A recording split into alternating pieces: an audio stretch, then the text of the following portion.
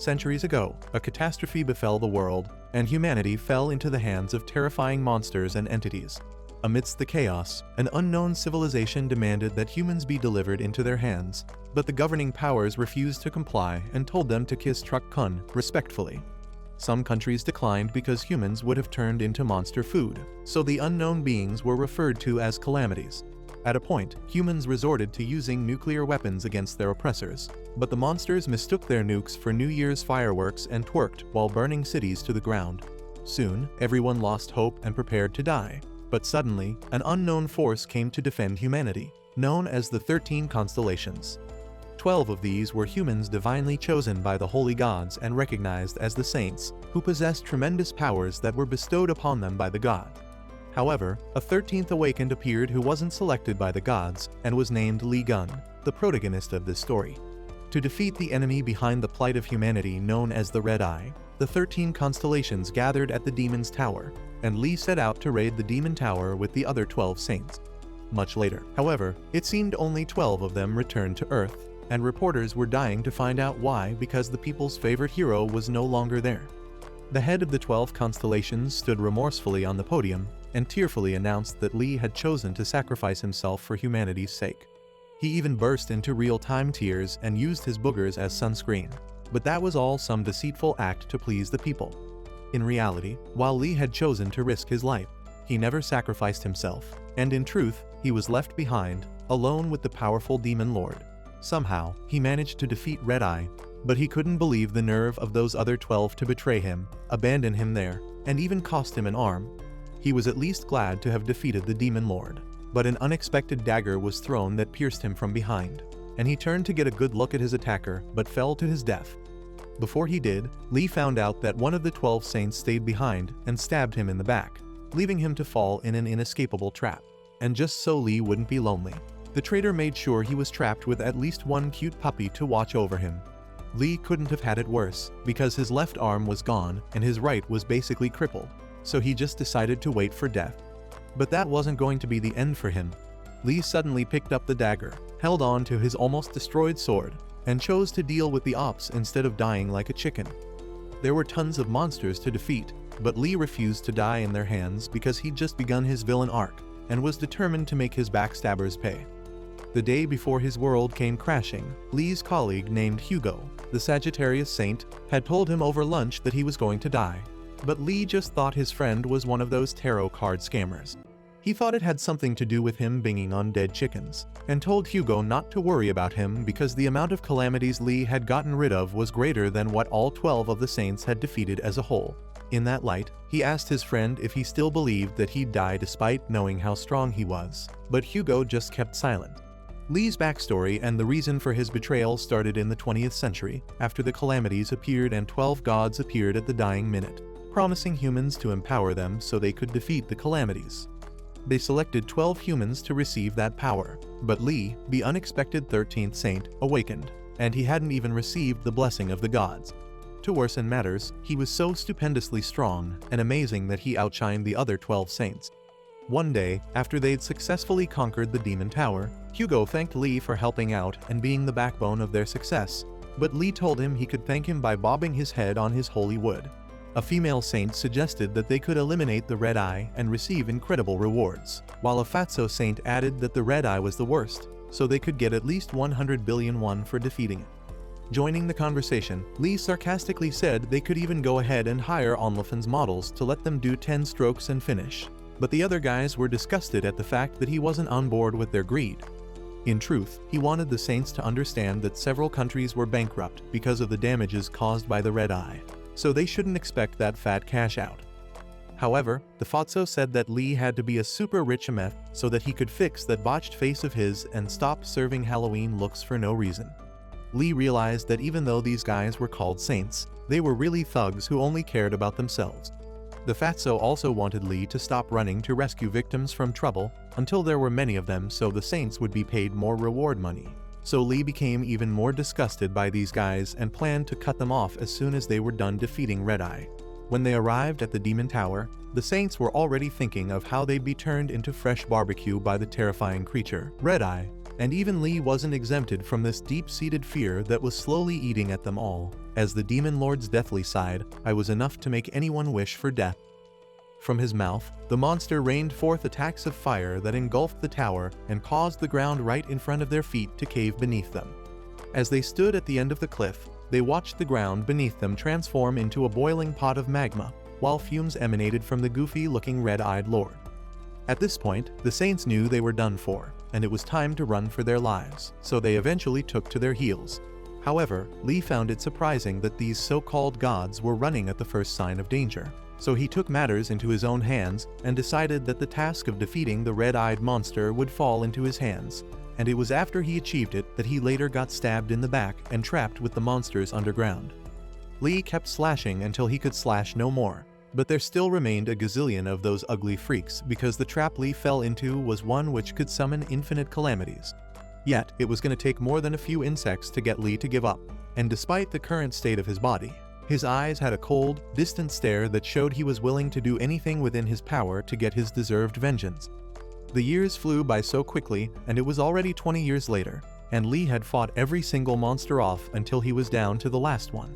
By now, he was already covered in hair, looking even scarier than the monster he was trying to defeat, who was pleading for mercy. But Lee wasn't going to listen to the filthy piece of garbage, so he raised his big foot, which was larger than the real Bigfoot's foot, and then squashed the monster until its innards were all that were left of it.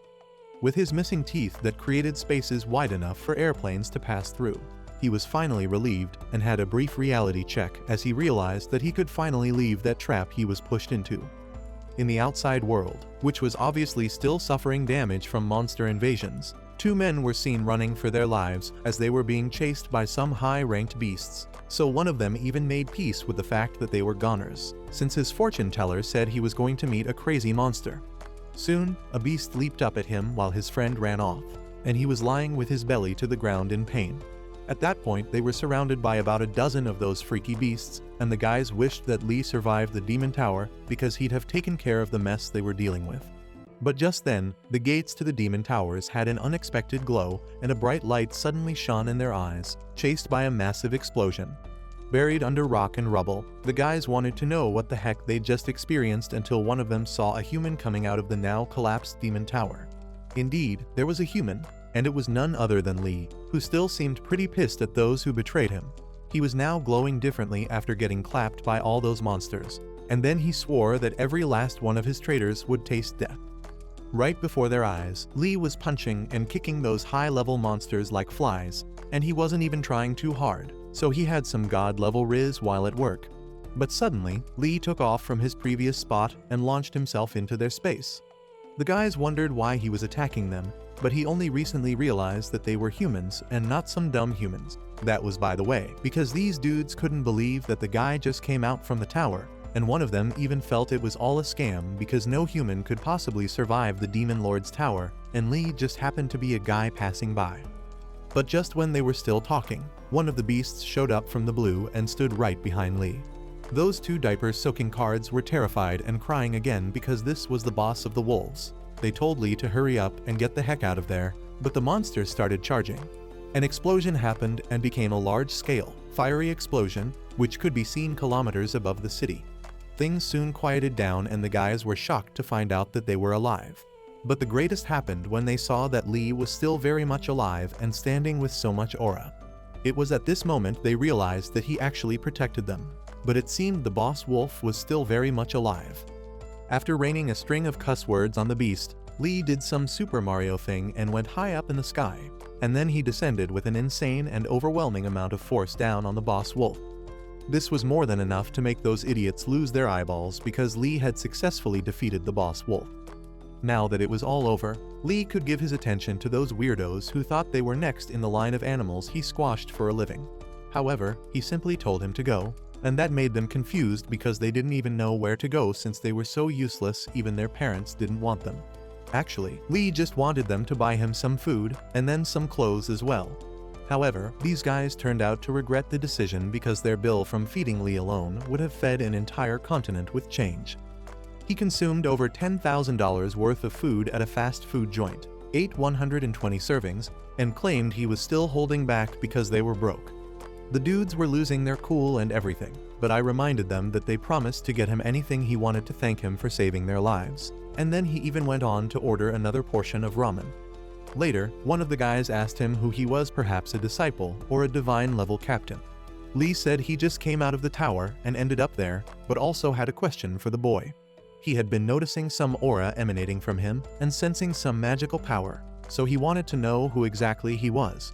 His friend said that the dude was a disciple, and so he felt that Lee was also a disciple who had awakened with blessings from one of the gods. However, Lee said the gods were crap, and he wouldn't serve such silly beings, but his eyes landed on his reflection on his spoon, and then he asked if there was a mirror somewhere. Quickly, he took off his shirt and looked at his face in the mirror, and that was when he realized that his entire body had recovered, and that he was no longer looking like a practice mannequin.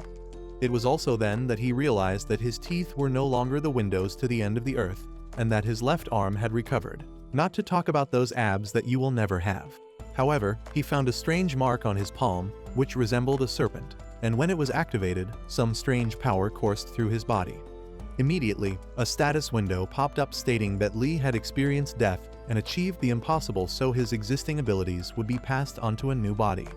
In addition to that, his achievements from the tower would be converted into experience because he had generated zodiac skills, and now he was endowed with the strength of Ophiuchus. More and more strange things kept happening to Lee, and darkness suddenly ensued. The next thing he knew, he woke up in the galaxies and his entire body was glowing from head to toe. The strange thing was that he was on the body of the most gigantic serpent ever, and this strange dude from American horror movies even had the guts to reach out for the mouth of the serpent. It was as though the moment he touched the serpent, more power flowed into him in some breathtaking, beautiful exchange, but he found himself all curled up on the bathroom floor. The other dudes were worried for his sanity, and Lee seriously had to ask if they had seen a serpent anywhere. However, they narrated how he creepily took off his clothes, ran to the mirror, grabbed his waist, and started screaming like a mad dog. That was when he realized that he was the only one who could see that whole drama. Suddenly, the status window popped up again and Lee was stated as the new owner of Ophiuchus, while some zodiac circle opened beneath his feet, and his skills began transferring into his body. The window stated that he now possessed super regeneration, meaning any damage to his body would be restored at a slight penalty of decreasing his physical ability by 50%. Lee was only learning this for the first time, and the other saints hadn't ever shared such strange occurrences with him either. To make matters worse, he couldn't even feel the presence of any gods, but right now his body had recovered, so all he needed to do was get revenge on the saints who stabbed him in the back. In fact, thinking of his vengeance was already making his flesh really stiff. Meanwhile, people came to discover that the impenetrable demon tower had finally collapsed, and they wondered if this was the work of any of Lee's followers or those disciples who were his haters. However, after looking at some of the beasts that were defeated, they knew that the disciples couldn't have done this because even the higher-ranking saints couldn't have accomplished that. The big old question was who on earth could have busted the demon tower and taken down the monsters. They suspected that Lee may have survived and returned, although time would be the ultimate revealer. Much later, the paparazzi and their cohorts went into a frenzy as they interviewed Saint Yang, asking if there was a chance that Lee had survived. However, the fat, disgusting pig said he had no comment at all because, obviously, what else could he say? He walked off the stage and got in his limo, where he was so pissed and almost crashed his car as he repeatedly and angrily called out Lee's name. He had to question himself for believing that Lee might still be alive and survived 20 years in that deadly tower. That was way too impossible because there were millions of monsters down there, which were all high-ranking monsters. As a matter of fact, the saints barely escaped with their lives from the red-eyed monster, so it was hardly possible that anyone could survive there. Yang saw that himself, with the fact that his body was already wrecked from his powers recoiling upon him because he had never received any blessings from the gods like the 12 saints. However, in the impossible scenario that Lee actually survived, Yang had to draw in his last long smoke because he knew he'd soon get smoked by Lee. And what he didn't know was that he was the very first on the list of guys that Lee wanted to get rid of. Meanwhile, one of the 12 saints had just arrived at an airport, none other than Hugo. He immediately asked for the Prime Minister and was told that he was waiting at his residence and had a vehicle prepared for him. The bouncers that were at his back were in awe of him and the aura times infinity he had going on for him. On the way home, he got a call on his phone and was irritated because the reporters had been spreading conspiracy theories of Lee being alive. Hugo was irritated because it had already been 20 years, but he couldn't shake off his last encounter with Lee from his memory. After telling Lee that he was going to die, and after they went to the demon tower, Hugo was taking care of the monsters outside the tower according to Lee's request. He had desperately hoped that his prophecy was wrong, and that his friend would return home safely, but was met with bad news as the others returned, without any sign of Lee, and had abandoned him to the hands of the evil Red Eye. Their achievements were, however, acknowledged, and they were proclaimed again as divine beings, including Hugo himself, and this allows them to regain power and authority. He struggled to believe that Lee had died and requested a search team to find him on countless occasions. However, he was denied this opportunity by some of the other saints, such as Moleng, who told him he was simply being a delusional idiot to think that Lee was still alive. He even mocked Hugo and said that he was really worried about Lee. He could go search for him himself because no one would stop him, but that would mean that would only be 11 saints left because he'd be long gone. Hugo was at this point left in a helpless state, and now he wished that things had played out differently. Anyway, he convinced himself that no matter how powerful Lee was, he was sad because Hugo was missing his friend already. Interrupting his thoughts, Hugo got a call from the Prime Minister and picked it up, only to find that the Prime Minister wanted to know if he'd heard about the collapsed demon tower. Hugo didn't want to deal with that fake news anymore and politely said that if the Prime Minister was going to ask him to find Lee, he'd have to turn him down, because Lee died in the tower and the demon tower incident was probably carried out by his followers. He also thought the corrupt old fart was planning to use this to gather votes for the upcoming election. But the minister said he wasn't planning to do that, and it was actually because he received some news from the Korean government just moments ago that Lee's personal phone just rang. Hugo was taken aback by this news, and the Prime Minister confirmed that indeed Lee's exclusive call line just rang. The guy almost ran mad and carried out his frustrations on the poor driver, whom he asked to stop the car. And when the vehicle stopped, Hugo realized that all those phone calls he had been getting were probably from Lee. To make matters worse, he had over 30 missed calls and a voicemail from an unidentified number. While shaking, Hugo dialed back the caller, and indeed, on the other end was Lee, who addressed his friend by his pet name, threatening to find him and unalive him. While Lee was laughing like a maniac, Hugo was crippled with fear and couldn't believe that Lee was above, so he ordered the driver to turn the car around and head back to the airport. On the other hand, Lee was having fun with his new friends and couldn't understand Hugo's balls of steel, which permitted him to ignore his calls. The guys asked him who he had just spoken to, but he was more interested in the smartphone in his hands since the last civilization he ever knew was the Stone Age. He went on to ramble about technology and all that old people stuff, so the boys told him he could also use that to watch the news and use the internet. This party is curious, and he asked if he could read news articles about himself, although the boys didn't know that he was the Lee everyone was talking about. Soon the guys opened all the gossip sites about Lee and showed it to him, but he was disappointed to see that there were negative comments about him and that some of the followers didn't even really believe that it was he who defeated the red-eyed monster because of how useless he was. Angrily, Lee almost crushed the phone in one hand, but the poor guy who owned it had to plead for his life because he used his dad's pension to buy the first android created on Earth. He was actually pretty pissed because the 12 saints those internet trolls were all in support of actually ran away, and he was the one who defeated the monster. Anyway, he had to calm himself down and ignore them. But suddenly, his eye was drawn to a news article about his will. In the original will, Lee had stated that he would donate all his properties and possessions to orphanages and scholarship foundations. Unfortunately, Lee's wish was not followed through, and he even saw that the 12 saints claimed that he made them his next of kin so they could pay for feet pictures, although, for some reason, Hugo refused to accept any part of Lee's inheritance. At this point, Lee was done holding on to any last piece of advice he got from his anger management sensei, so he crashed that hopeless Samsung with one hand, as he swore to drop every one of those idiots and rip them from limb to limb. The poor disciple took a moment to mourn his sweet old companion, while Lee furiously wondered what to do. The truth was, even though he wanted to announce his return, he had a completely different makeover compared to what he looked like before. Even worse, if he was to try revealing that he was Lee, people would think he had lost his mind. He was deep in thought, forgetting dude who had just lost his 18th century android and was mourning it for ages because it would take him plowing his hot cougar teacher to get a new phone. Just then, Lee got a warning that someone was watching him, and some creepy aura was heavy in the air, so he stood up and said he was in to get some fresh air.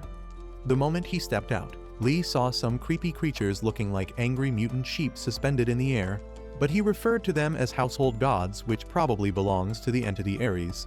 Just as he thought, the system said the gods belonged to Ares and had strengthened the other divine gods, as so they were requesting for a tribute. However, Lee was disgusted because these gods are affiliated with the divine gods whom he despised terribly. But right then someone mentioned his name repeatedly, and he was surprised. But he later found out that this person was just a hater who was fed up with people talking about Lee all the freaking time and seeing his name all over the news. The ugly lump of unhealthy fat kept yapping and saying that Lee was a failure and a lost cause who didn't demand that much attention. But his badge gave his identity away, and the disciple recognized that he was a member from the Gemini group. He immediately warned Lee not to get in trouble with any of those dudes, but it was too late and Fatso had already confronted Lee for standing in his way. The poor guy knew that it was all over for some of them, especially because the Fatso puffed his smoke in front of Lee and had the guts to ask him if he was annoyed, after which he invited Lee to fight him if he really was. However, his ugly, -1 out of 10 girlfriend told him to just ignore Lee because the guy was going to piss his pants. As they walked past him, Fatso called Lee a wet kitty cat and said it was losers like himself who were supportive of Legion. This made Lee wonder why search videos were always following the weakest members of the 12 Saints, but seeing that he didn't cause any trouble, the disciple congratulated him for controlling his anger because that dude was an overranked fighter. It didn't take Lee up to a second to disappoint him when he boldly called the fat guy and his girlfriend cockroaches. They turned back to ensure that he wasn't sleep-talking or something, but Lee repeated himself with a look of defiance and was ready for whatever would follow. This made the man turn back to Lee, face him, and ask him to repeat what he said to his face.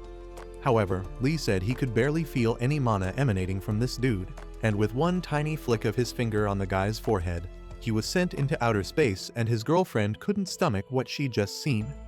The other dudes were so stunned, and this lady kept acting like she was innocent. But already Lee knew what she was up to and let her know that he wasn't as stupid as her boyfriend. He flicked her sweet spot and she fell just like her boyfriend. So Lee again had proven that this couple was just a duet of mosquitoes with ego problems. The disciple and his friend asked Lee how he was able to use his abilities in the middle of the street, but he said he didn't even try because the two fools wouldn't have survived it if he did. They were shocked that he made a mess of a rank disciples with only his fists, but Lee had already moved on to something else. He bent and looked closely at the guy's necklace, and then he took it off his neck as he realized that it was the divine artifact he'd felt when he smacked the dude. Now the question was why those guys had divine artifacts that only saints should have access to, so the disciple explained that so many things had happened in the past few years. When humanity almost went extinct from the calamity several years ago and saved all things to the divine gods and the saints, there still happened to be a need for more than just 12 people to protect the entire human race. This was why the saints went ahead to gather followers to create a divine cotter. Afterwards, the scenes granted some of these followers that powers, and those of them who were weakened were then called disciples, who ran proportionally to their power. So the hierarchy began from the SSS ranked saints chosen by the divine gods to the SS ranked 10 stars who could be considered saint candidates to the S ranked divine cotter captain who commands the disciple, and then finally the disciples, who were ranked at to C. Apparently those crackhead divine gods derived their power from the faith of the disciples, so they created tough competitions to get so many people into the divine cotters, and the selected disciples were given gifts from the divine gods. In the midst of the explanation, the disciples suddenly saw the household gods coming closer to Lee. His stat window showed him that the households of wealth and greed were enjoying the current situation and urging him to finish up the two Gemini disciples because their crotches were itching for violence, and they were willing to give him a useful gift if he'd end their lives. This was a rather scary situation as one of the boys realized that Lee had successfully caught the attention of the household gods, because household gods were next to divine gods in power ranking, and so if he opposed them, it would be just as though he was opposing a divine god. He quickly urged them to go ahead and do what they were asking, but Lee was already irritated about the fact that Yang's goons were only following his footsteps and trying to overfill their bellies. He got angry and stomped furiously on the ground, causing a mighty release of power that blasted off those stupid gods into the sky, asking who gave them the audacity to think they could stand him up. This was so shocking as the disciple that is called Powerful Household Goods ran away from Lee. He came to the conclusion that he was certainly not an ordinary person, but Lee addressed them by their names, Han and Jimin, asking to confirm if the guy he just turned into a semi-corpse was indeed a Gemini disciple. The boys confirmed this and said that the Gemini caste was the most influential in the country, which consisted of several prominent people. He then asked if they were all rich, and if his victim was wearing branded clothes, because all Lee cared about at that time was his loot from beating the life out of that ugly monkey. At nightfall, all three walked to an apartment where the disciple lived, so he bowed to thank Lee for saving their lives and taking them home safely. However, there was some awkward silence after his thanks speech, and Lee instead asked if the guy was going in or not because he was already sleepy. The poor, frustrated disciple already knew the worst he could do was get angry, because there was no way he'd stop Lee from squatting in his house. Much later, when they got in, Lee got in the shower and gave himself a haircut, which transformed him from a useless mothhead to some smoking hot K-pop idol with freshly baked abs. When the disciple saw this crazy transformation, he was beyond impressed with Lee's new look and complimented that Lee looked amazing. Lee was glad that he would no longer be losing hair as he was before because of his powers. But just then, he saw a monster fly and grabbed it, instantly turning it to dust. It was rather difficult to believe that Lee crushed it without even trying, but he just wanted to know why the calamities seemed to be attracted to him, and Jimin said the flies were attracted to him because of the dirty underwear he'd been using since he released his first jizz. Lee told him something in the house must be attracting the calamities, and it was most likely the evil artifacts that he was habitually collecting. The disciple told him that the artifacts weren't evil because they had been blessed by a saint, but before he could finish his sentence, Lee started destroying the artifacts. He told the disciple that the saints were using the mask he had to monitor him, and that they were using the musical box to steal his personal information. Lee gets angry because he realizes the saint had not only stolen his money, but they were selling evil artifacts to people and feeding off others. He told the disciple to throw them all away, and as they fought, a man arrived at the door, but as he tried to leave, a rather dashing young man appeared at the door. Lee angrily asked who he was, and he angrily responded that he was Sungyi, the owner of the house. Meanwhile, at Yongwai's residence, things were tense because the household gods that were in Korea had disappeared, leaving the Korean branch in a panic. The man wondered who would have the balls of steel to steal the household gods, which were subordinates of the divine gods. He orders the servant to contact the other saints and find out if they've got any clue. The servant told him that Hugo was still unreachable, but the Lord told him not to worry about him because he was in England. The servant nervously informed him that shortly after touching down in England, Hugo left straight for Korea. The Lord curiously wondered whether Hugo could be making these moves because of the rumors of Lee's survival. He was shaken at the thought of Lee surviving and angrily showed a candlestick at the servant in disbelief. He yelled at him to do a proper investigation into Hugo's movements. The servant dished out more bad news, informing him that a Gemini was found to have fainted where the old gods disappeared. The poor lad was left only with his underwear, lying plotless in the streets, and according to eyewitness accounts, he got his buns handed to him after he quarreled with some handsome fella. The Lord was certainly relieved hearing this because he knew no one could mistake Lee for a handsome individual since he was literally Scarface. With the disappearance of the gods and the rumors that Lee was back and the failure of the conquest of the Spider Queen, the Lord became worried about his position and ordered the servant to prepare his private jet so he could go and find out what exactly happened in Korea with his own eyes. Meanwhile, in a Gemini hospital in Korea, the Gemini grandpa furiously demands to know who kicked his grandson's buns. The S-rank Gemini disciple called Sung-hoon tells him not to worry about it because the Gemini divine Cotter has dispatched him to take care of things. On the other hand, Sungyi had gotten a complete narration of his roommate's encounter with Lee and found it hard to believe that Lee got rid of all the calamities and even beat a rank disciple. His biggest issue, though, was that Lee broke all the divine artifacts in the house. But Lee was so unapologetic and said the artifacts were as fake as your Nike sneakers. Sungyi asked Lee what divine cadet he was in, but Lee said he didn't have to be in any. The frustrated guy asked him instead which divine gods he was a fan of. Again, Lee saucily said he only followed himself and none of those 12 snotty-nosed gods. Sungyi was running out of patience but asked about Lee's awakened class, and Lee said he had a production class. But when he also replied that his name was Legion, Sungyi was already fed up and boiling in rage. His friend had to intervene before the craziest wrestling brawl in FK's history would take place. Sungyi started by mentioning the annoying things Lee had done in their house, only to claim that his name was Legion. Sung-yi was flaring up so badly that Jim had to beg him to calm the flip down because he was about to burn their miserable rented apartment to the ground. A status window popped up and told Lee that the mana of the Gemini disciple was exploding, so Lee activated his skill, Gaze of a God. With that, he saw that Sung-yi was an awakened rank and also known as the Punisher, with S-ranked skills of Witch Burning and the Seal of Perpetual Snow. His traits were the Genius trait, Foresight, Obsession, and Idol Worship, and he had a learning effect of 200%. Lee was proud of this young one because he was also using a high-rank summon at such a young age, and he felt the guy truly deserved his Genius trait. Soon, Sung-yi had gotten into his element, and Jim told Lee to run away already because Sung-yi was not only a rank Gemini disciple, but a severe fanatic of Lee. Anyway, the young man warned Jim for the last time to get the heck out of the house if he didn't want to die. However, from behind him, Lee showed up and told him to stop acting like an alpha because he was always pissing the sheets at night. Quickly, Lee got him out of that state and pushed him to the floor while yelling at him for attempting to burn down the whole building simply because his temper led him to. Poor Jimin was pretty scared and wondered whether his roommate was dead, but Lee said Sung-yi was fine. Obviously that was unbelievable because Yi was foaming from the mouth and looked like he'd already been sucked dry by the Grim Reaper.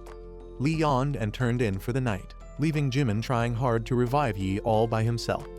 When Lee walked into the room, he saw so many statues of himself and was so surprised because that was exactly what Jimin meant when he said Yi was a fanatic of Saint Lee.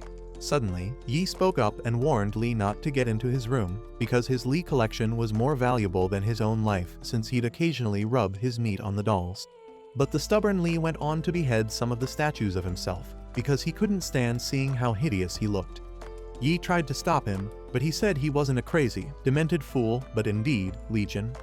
This made Yi burst out crying and snotting uncontrollably because he knew there was no hope for his ugly dolls.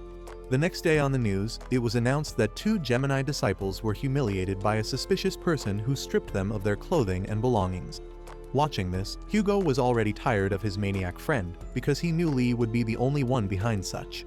Soon, a lovely waitress asked if she could take his order, but Hugo harshly and angrily told her to get out of there because he knew it was Yang shape-shifting again. It turns out Hugo was right, and the lady was indeed that fat, ugly Yang. He leaned closer to Hugo and said he must also have thought about Lee, which was why he was in Korea, and it'd be in his interest to share what he knew about Lee. Angrily, Hugo pushed him away and called him a cultured fool who possessed the bodies of others. Immediately, a bright light shone, and the real waitress and owner of the body was confused about what had just happened. Hugo was pissed and irritated at Yang's cheap tricks, and even more importantly, he had to find Lee before anyone else would. Meanwhile, Jim and Yi were out shopping and Jimmy asked Yi if he really thought that Lee was the saint he claimed to be. However, Yi pointed out the fact that Lee looked way different compared to the saint, Lee, who wasn't a thug, but rather a savior of humanity. However, Jim said he'd seen Lee come out of the tower with his own eyes, and Yi insisted firmly on his answer, because that was what his father told him, and his father was a notable figure in Sagittarius. Suddenly, someone shouted that there was a thief, and right in between the boys, a masked thief took off at an insane speed. Both Jim and Yi realized that such speed belonged to disciples of the Scorpio who was illegally using his abilities to steal. This guy was moving like a UFO, so the store was surely going to be emptied in no time, and the thief was glad, knowing that no one could catch him, not even a saint. He'd now stacked enough and was ready to move to the next location when he was caught by Lee and taken by surprise. Form the Blue, Sung-hoon, the S-ranked Gemini disciple, showed IP and said Lee was impressive because Scorpio disciples had incredible speed. He said Lee gave off the energy of a weak simp, so he should call the cops next time.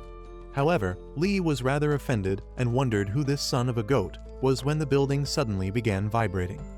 The thief felt this earthquake could be the perfect opportunity for him to escape, so he immediately took off, only to find that he was running into a giant spider up ahead. Even worse, this calamity was in the green zone, meaning it was deadly, so the thief had to run before getting caught up in the mess. He leaped to a great height and thought he was too sleek to be detected by the insect, but he was the most wrong person on Earth, as he was positioned right in front of the calamity's mouth. After the monster swallowed him, it stood tall in front of everyone looking for its next meal, and that was when the alarms barked loudly, announcing that there was a calamity in the mall. Apparently, that was the Spider Queen, who had tons of mutant spiders coming out of her cheesecake because no one told her about birth control.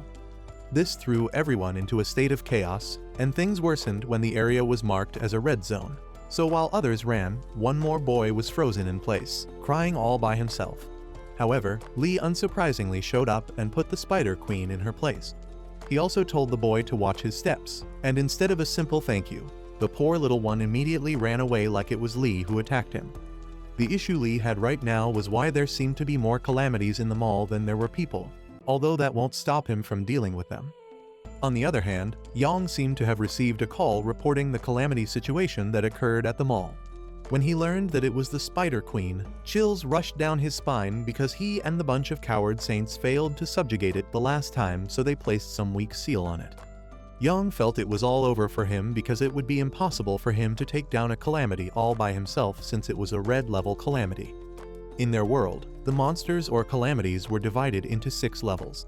The blue calamities were God's pure sanctuary, the green ones were safe, the yellow ones were cautionary, the orange ones were dangerous, the red monsters were the rulers of all calamities, and finally, the black ones represented the destruction of all mankind. At this point, the appearance of that red-level queen spider in the mall meant it had now become a red zone.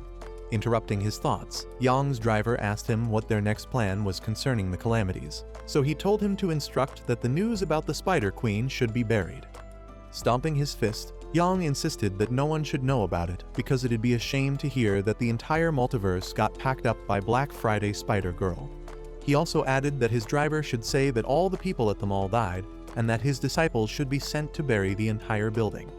At the mall, those spiders would just not stop coming, so Sung-hoon was already getting fed up and quickly activated his glacial poison magic, which froze them in place and made him so cocky about being an S rank that could subdue them.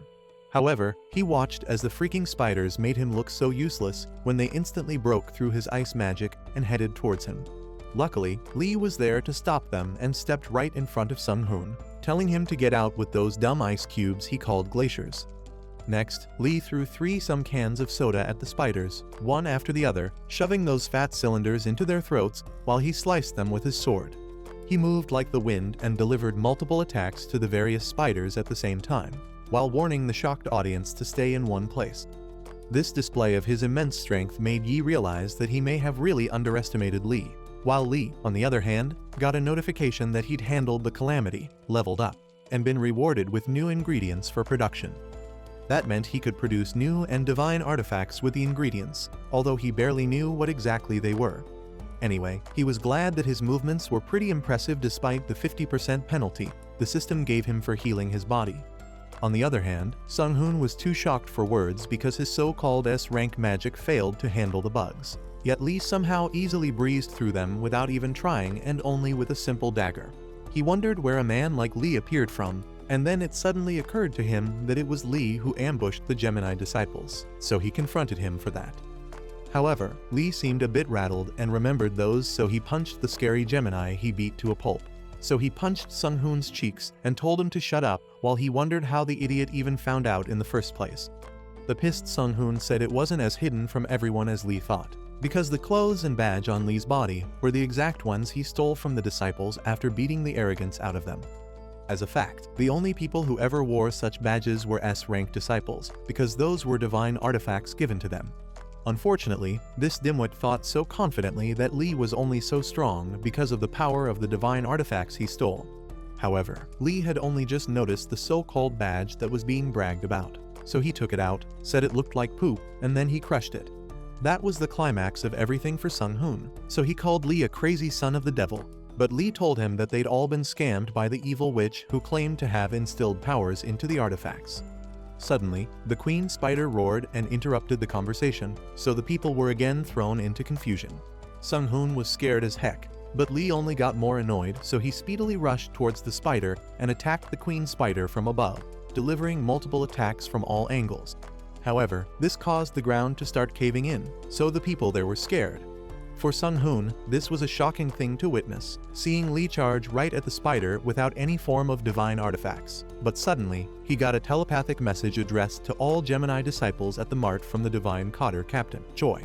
He commanded Sung-hoon and Yi to exit the building immediately because some Aries disciples would be burying the entire building completely. He added that Yang would personally be live at the scene, But that still wasn't any guarantee that they could stop the spider because even Yang had failed to subjugate it. So he was desperately trying to hide the truth to prevent any dirt from being linked to his name.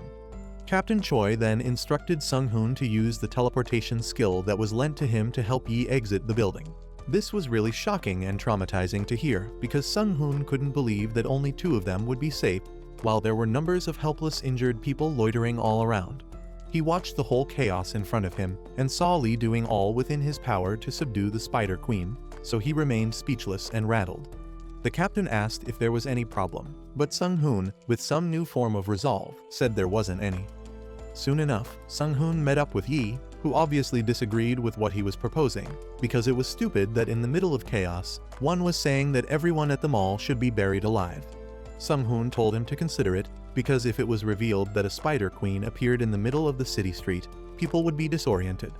Obviously, the citizens would rebuke and rebel against the gods, and that won't be good, because humanity's devotion needed to be unshakable so they could keep getting protection from the divine gods. Anyway, the only thing that concerned Sung-hoon was that they could teleport out of the situation, just himself and Yi. However, Yi said there was no possible way he could leave his friend behind, in addition to the fact that many people were still unable to find shelter. Sung-hoon was irritated by his idiotic fellow disciple who was walking around with some decay remnant of a brain, so he said that he was not interested in getting buried alive because of an incompetent idiot. He also moved to summon his ice magic, because he was not going to disobey the orders of the captain, so he'll proceed to get rid of those people that were making Yi hesitate to follow him. At the same time, Yi was enraged and activated his flames, but Sung-hoon couldn't believe that the idiot was thinking of fighting him because they were on levels that were miles apart. Besides, he felt Yi needed to silence his conscience and make wiser decisions. Right after speaking, though, Sung-hoon was attacked by the spider and crushed into the ground. The two dudes were rattled as they watched this, so Lee came forward, telling them it was dangerous so they needed to get out of that place quickly. However, they told him that they couldn't leave because the exit was being blocked by calamities, and they either had to use a teleportation pass or get rid of all the calamities. Besides that, there were also many injured people, and some members of the Ram constellation were blocking the entrance to the building. Lee was irritated by the seeming lack of hope in the situation, but Sung-hoon managed to get up and was upset that a freaking beggar like Lee dared to trample upon him.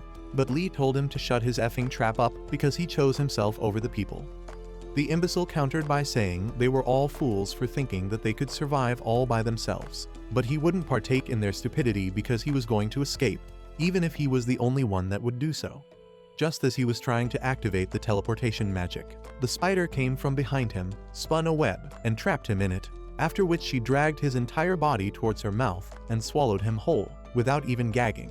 The two boys watching this were obviously traumatized, so Lee told them to go and take care of the injured, while he handled the Spider Queen because everything would be finished in an instant. Meanwhile, Yang finally arrived outside the building, and was asking for the updates about the current situation. He was told that the mart was blocked and the entire building was sealed, but Yang felt everything was progressing a little too slowly, and some of the guys holding up the seal said it felt like the seal wasn't working properly and something was blocking it. Suddenly, a sudden burst of energy cracked through the seals, and Lee's giant python sprung out through the chaos and intimidated Yang because his own third leg wasn't that big. Suddenly, the trapped victims ran out of the building, seeking refuge as they shared that some guy had killed all the spiders. Yang, who overheard this, found it impossible to believe someone killed it because he personally couldn't do it, so he said he'll check it by himself and ignored all the warnings of his bodyguards. He dashed into the building with some pretty fast, impressive moves and his Batman cape from eBay. The fatso soon got a reality check when he saw that the Spider Queen and her underlings were really dead, so he was pretty shocked that anyone at all could achieve such a feat when he failed to. There were still traces of the battle left, and he tried to investigate to see what really happened. But some energy kept drawing him in and became more powerful as he walked towards it. However, he was distracted by something else and found out that Hugo was present in the building, so he was disgusted and thought that it was Hugo who actually conquered the battle. Right as he was about to leave, a deep, dark, scary male voice asked if Yang's life was more bearable in his absence. Obviously, that was Lee, and Yang certainly couldn't miss this voice for anything, so he was terrified to the bones and stammered Lee's name multiple times like he was getting it real good from the back. Outside the building, an ambulance was present, so the paramedics attended to the wounded while Yi and Jimin stayed all cuddled up in a blanket. with Yi reconsidering that Li could indeed be the famous Li Jin he claimed to be. This was because, despite different appearances, his movements were the same. Suddenly Hugo showed up and asked Yi why he was there, but Yi was embarrassed to see his dad and wished he was an orphan for a minute. While Hugo wasn't happy that his son talked to him like he was talking to his seventh side chick, he was glad that the boy wasn't injured badly and would be fine after a few treatments. Anyway, he asked if Yi was in the area and if he saw who actually defeated the Spider Queen. However, his son started acting out like some menstruating teenage boy on expired steroids, so Hugo laughed it off, blaming it all on the stupid woman he chose for a wife. However, when he heard Yi mention Li Jin's name, he switched to game mode and asked where Li was, and if Jimin knew him. The rattled boy said Li was inside the mart and was the one who defeated the Spider Queen. At this point, Hugo asked for more details, but right behind them, a part of the building exploded, and Yang appeared from the ruins, along with Li. While dusting himself, Li pointed out that it was remarkable for Yang to attack him out of nowhere, even though they hadn't seen each other for 20 years. However, Yang was asking who this dude was because even though he resembled Li, the old guy he knew had a face botched with scars and had a different voice, so there was no way Li could be this young. He was confident and even confronted Li for impersonating the saint, but Li was confused. Yang kept on yapping about Li not knowing his place and going against him, so he should be prepared for whatever would come next. However, as he rushed for Li, he punched that fatty belly because he was upset that Yang thought he was lying. He threw the fat fool miles away from himself and landed his body on the ruins because it seemed he needed a good beating from Daddy before he would listen. Li confronted Yang for stealing his divine artifacts, his assets, and forging his will, so he was going to have his pound of flesh, as he had planned to murder one of them one after the other. He also said he would go after Yang's properties, including his house, divine cotter, divine artifacts, and the rest of the saints. However, Yang wasn't about to let Li have his way because the way Li was speaking and acting, he certainly wasn't bluffing, and the fact that he was unable to predict Li's movements, so this could indeed be Li Jin who had survived the tower. He still felt it was impossible, so he said if Li was really who he claimed to be, then he had to prove it to him. At the same time, Yang activated his full powers and summoned multiple portals with multiple swords coming out. Li was notified that the divine god of Ares, known as the Jade Emperor, had appeared before him. But he was largely unfazed because it was only a part of the divine god that appeared. With only a movement of Yang's finger, Li was entrapped and held down by multiple chains, while Yang felt this was enough to prove that he and his divine god weren't weaklings. Following that attack, he began to rain down 1,000 swords and activated his royal tool called the Divine God Weapon. Next he scattered it around the room, and Li mockingly said, "Oh, that was awesome." But this annoyed Yang, so he quickly diverted all the swords at once towards Yang, and they rained down, quietly stopping until the guy was completely covered in swords from the bottom up. Yang felt he'd successfully ended Li, so he victoriously walked over to him and said he was rather surprised to hear that Li returned from the Demon Tar, or returned as moronic as he had always been, because it was stupid for Li to think he could fight against someone like Yang, who had leveled up from the experience points. He asked Li if he thought he had been fooling around for 20 years, but right before him, Li's magic shone through the barrage of swords, and he emerged victoriously with multiple cuts all over his body, pushing through the thousands of swords and landing a hard punch on Yang's fat, ugly face as he sent him flying into the ruins. With his missing tooth and bleeding nose, Yang really accepted that Li was indeed who he claimed he was, and the injured maniac acknowledged that he was indeed the feared and revered Li Jin who had successfully returned from the demon castle. While Li's body healed up, he mocked Yang, saying his weapons smelled like the crack of his sagging buns. The loser was surprised at the speed of Li's regeneration and said such restoration was impossible even for Aquarius healers. In return for Li surviving a near-death experience, he was rewarded with the unlocking of a skill called the 13th Sense, so he thanked Yang for being the scapegoat used to boost his strength, because he'd be the very first one to have a taste of his new power. Right then, the status window showed that the god of Ares was astonished by Li and wondered how the heck he was still alive after everything. It seemed Yang had nothing to say but stutter like the disgusting fool he was, so the god abandoned him after cursing at him.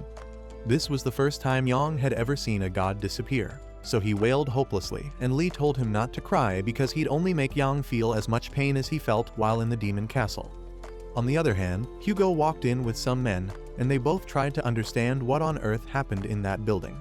Suddenly, Hugo sensed a familiar energy and activated his special skill of sight, which led him to find Yang Wei lying lifelessly in a crater. Obviously, he could tell that Li was behind all of this, although he wished his crazy friend wouldn't have to leave such a mess behind.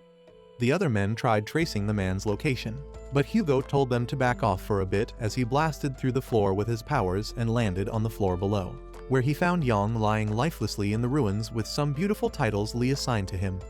Hugo couldn't imagine what mess Li was about to make, not knowing his friend had already gone to visit Yang's residence to claim what rightfully belonged to him.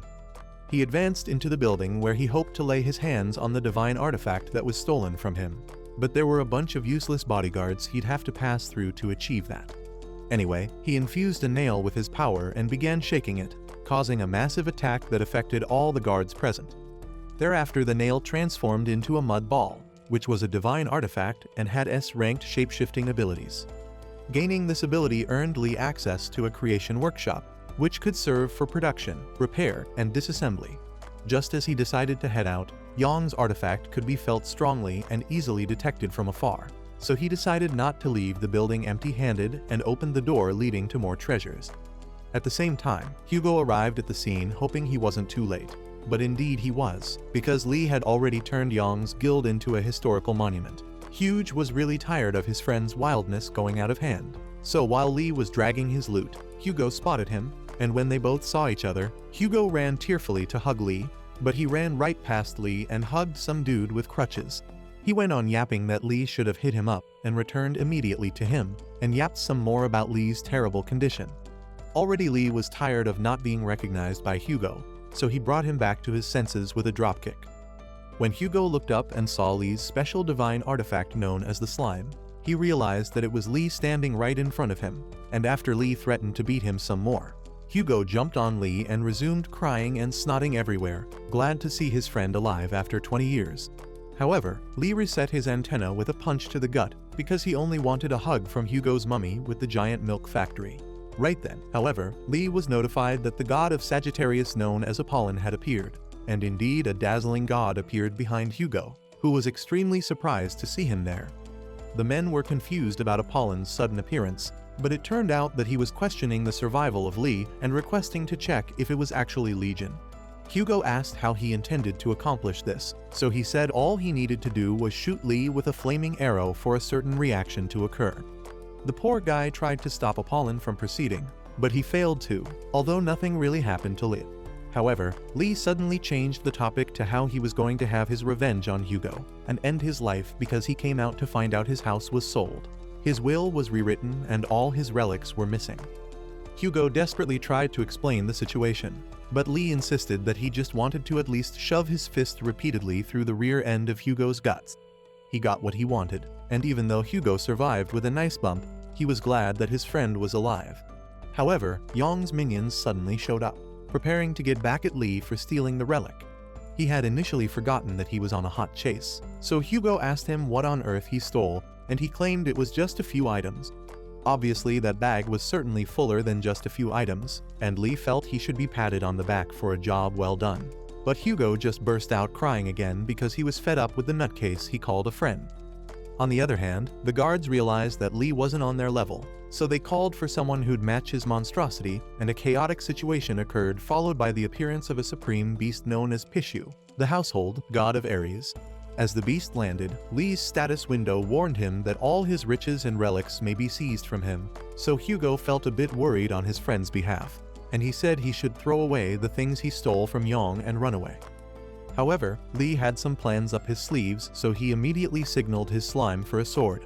Although that was just a glorified kitchen knife, he planned to use it against this household god, and was already in game mode, asking the sword to reveal its true form.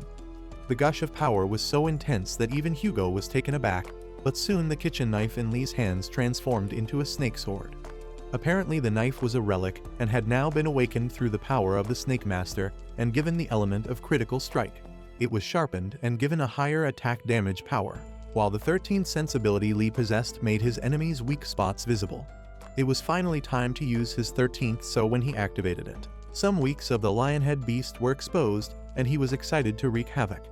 Watching his friend valiantly take on the terrifying beast, Hugo remembered the old days when Lee never felt defeated by the challenges that were thrown at him, so he was rooting for Lee to put that beast where it belonged.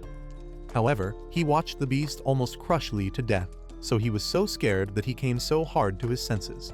Of course, everything was alright with Lee, who emerged from underneath the beast's foot, raising it up with one hand and nagging about the stench. It was now time for Lee to throw something, and in just a matter of seconds, the beast's limb was flying right above its head. He groaned in pain and disbelief, and then got angry, so he activated his own special abilities, which involved sucking up all the riches in the surroundings. In response, Lee lifted the sword again and activated the Snake Master's characteristics with it, and then he swung it towards the beast, sending shockwaves of pain and agony, not just through the monster, but through the entire property, much to everyone's disbelief. It seems that was the end of the battle and the end of the beast, and since this was Hugo's first time seeing just how powerful his friend was, he was in awe. For taking down a household god, Lee was rewarded with an increase in his Divine God experience points and asked if he'd like to keep the Beast of Riches as his household god. Even Lee was surprised that he now possessed the power to conform household gods that only the 12 divine gods could, but the moment he tapped the household god, his power flowed into it and brought it back to life. As a consequence, Pishu was turned into a household god of the snake constellation, although it became a miserable pet seeking Lee's love and affection. For Lee, he was only glad that he had the Beast of Riches under his control, meaning he could use him to store his treasures.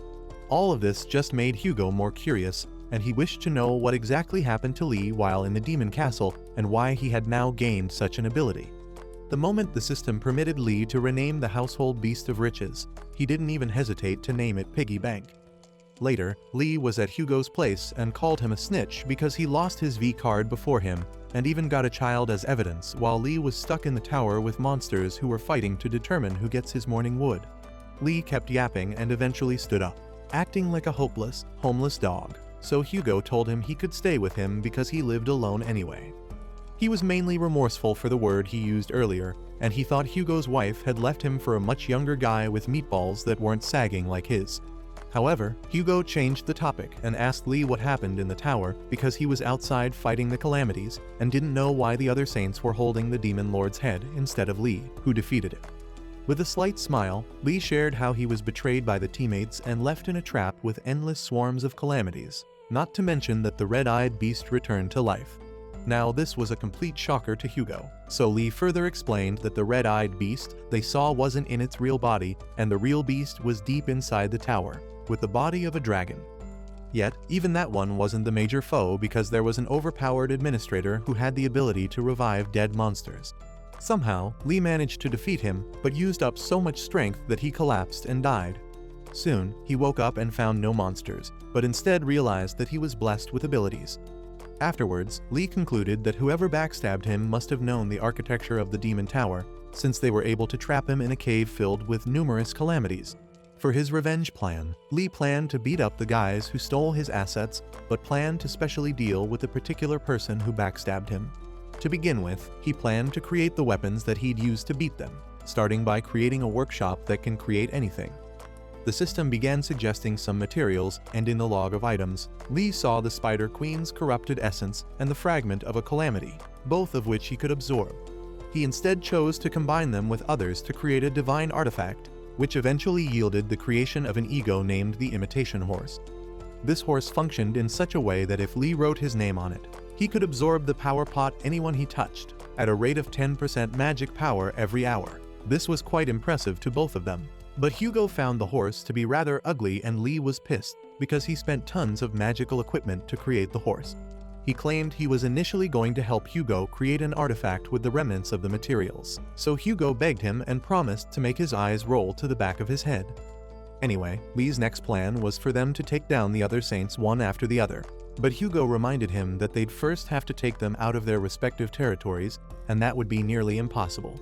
However, Lee felt he could attract them with his special artifact stolen from Ares, known as the Safe of the Golden Fleece, which could store an infinite number of items and multiply them if Lee paid the price for that. Even Hugo accepted that it could draw out the other saints because it was one of the top artifacts in their country, but he wondered why Lee would bring it out when he couldn't use it. But Lee just brought it out because he found out that Hugo was a broke saint, so he brought the box to fund them both. With the golden safe, Lee planned to multiply the artifacts they had on them so they could deal with the saints. But again, Hugo was as useless as common sense is to you and had no idea on how to activate it. So there again they were, back to square one. Later, Lee suggested that they find another method. Although he had already sent out a broadcast message declaring war on the other saints, Hugo couldn't believe what his friend had done, because that meant they were only inches away from eternal death. Meanwhile, in a conference room, a guy named Oliver, the divine captain of the Leo house, had to call his subordinates a bunch of spineless insects because they failed to get rid of a freaking spider, which was the spider Queen Lee had earlier defeated. He jokingly mentioned that Lee may have resurrected from death, but this caused an issue between himself and the divine captain of the Ares house, Choi. However, Oliver maintained that the only one who could actually deal with the calamities was Lee, as shown on the subjugation video he watched. However, the other guy said he received the biffs of other saints and got their weapons as well. They claimed with that kind of support they'd have defeated the Spider Queen, but Oliver gloated at them and Choi boldly capped that it was them who actually defeated it, thanks to the sacrifice of the S-rank disciple. Again, Oliver responded with the most sarcastic remark, and there was about to be a battle between both divine captains. Their president was somewhat disappointed and wondered when the Blue House became the den of thugs, but suddenly someone rushed in and told him to watch the news, where some pictures of Yang Wei were displayed and a short handwritten message, which was exactly the same as Lee's writing, was displayed. Back at Hugo's, he was mad at Lee for taking such a bold, risky measure all by himself because him murdering Yang was already an issue, but he went on to worsen matters by making the announcement he made. However, Lee said that Yang Wei wasn't dead, and that he transformed him into a Teletubby for adults. At the end of the day, Lee went through his power-ups and found a workshop, had the gaze of God, the 13th sense, super regenerative activities, the body of 100 poisons and the battle of God instinct, which could make him use up his remaining power to unleash the state of a god for 3 seconds. Meanwhile, Hugo was surprised to find that the teddy was actually Yang Wei, but this was all thanks to Lee gaining experience during his battle, making it possible for him to restrain Yang's soul. Later, Lee brought out a weapon, which was the same knife that was stabbed in his back and placed him in the trap. As he held it, Hugo saw that the blade wasn't an ordinary blade, but more importantly, he could tell that it wasn't Yang who stabbed Lee. Anyway, Lee decided he'd stop by an artifact store because Yang said he'd seen the engraving in the store. As he left, some men in black visited the chaotic site of Lee's battle with the Ares household god. They reported their findings to an aquarium saintess, Sophie, which was that Yang, the saint of Ares, and the divine god's presence were no longer there. The agent suggested that Yang may have disappeared with all the wealth, and Sophie felt he'd run off and made a deal with some other saint. However, her agent suggested that Lee could have possibly kidnapped Yang, and Sophie burst out laughing and told her sister to stop telling those jokes. The agent had no option but to apologize, and Sophie over the phone told her of her plans to visit the Divine Artifact store to sell some items in preparation for an upcoming auction. Suddenly, another agent burst into the bathroom and announced that other saints were also going to participate in the auction. In another faction belonging to the Lions, the saint, Stephen, was informed by his subordinates that Lee's artifact would be on display at the Divine Auction.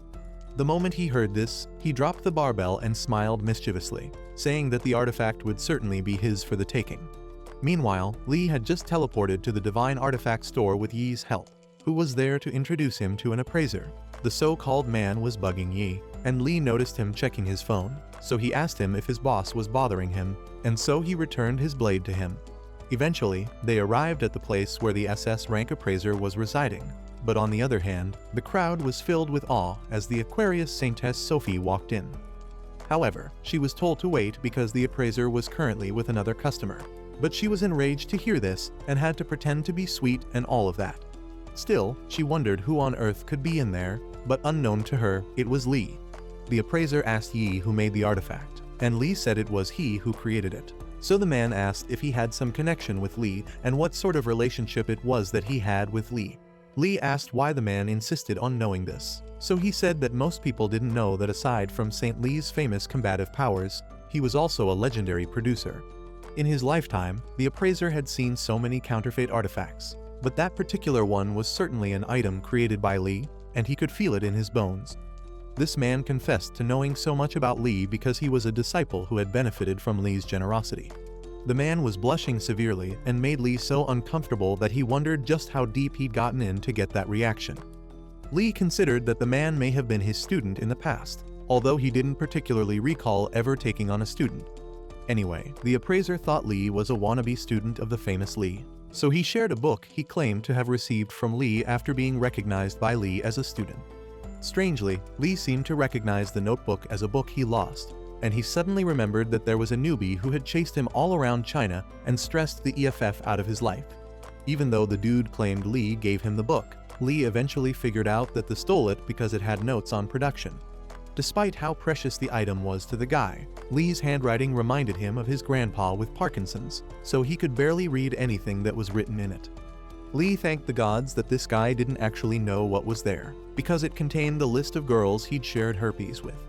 Anyway, the appraiser soon chilled out and handed over the book to Lee because he believed a talented young man like him could make good use of it. As Lee went through it, the notebook suddenly started reacting to his power, and the system said the book would evolve into a divine artifact. Soon, it became a memory-storing artifact, and the appraiser was surprised because he'd never encountered such a unique skill in his life. Suddenly, someone rushed in to inform him that something was going on outside, precisely that the saintess was outside. The appraiser, Jin, didn't understand what the ruckus was all about because he didn't find a big deal about the saintess. Meanwhile, Sophie noticed that lots of folks were staring at her, and her insecurities made her wonder if her plastic surgeon flunked with the nose job. Also, Yi was suspicious about her sudden appearance at the Divine Artifact store because she only usually appeared in official settings. Anyway, Sophie got tired of waiting and said she would meet the appraiser and talk to him herself because he would have to purchase her divine artifact at a high price so she could afford the auction funds. When she tried walking in, the guard told her that there was still a guest inside, so Sophie became curious because she needed to know who and what exactly this guest looked like to be receiving such special treatment. She walked past him and came to face Lee, but the moment she laid her eyes on him, she knew he'd be the guy to pop that cherry. She was so attracted to him and wanted to get closer, but suddenly Lee's giant serpent lashed out at her, and she was dazed. She fell to the floor, and they all became concerned for her. But she was still trying to recover from the overwhelming magnitude of magical power she felt just now because it felt like hundreds of serpents had coiled around her. Immediately, she stood up and took off for her safety, while the appraiser wondered why she was running immediately. Lee felt she was just sick after taking some of his big meat, but the status window showed that it was because she approached the serpent fearlessly. As a result, Lee's divine power also increased because of his ability to steal divine power from gods and other people. And the system warned that if his divine power reached 0%, he would lose his zodiac and he would become weak. He asked if the lady was the saintess everyone was talking about, but the appraiser was even surprised that Lee didn't know her by face. Anyways, when Lee learned her name from the appraiser, he burst out laughing because he couldn't believe that the Sophie he knew was who everyone was calling the saintess.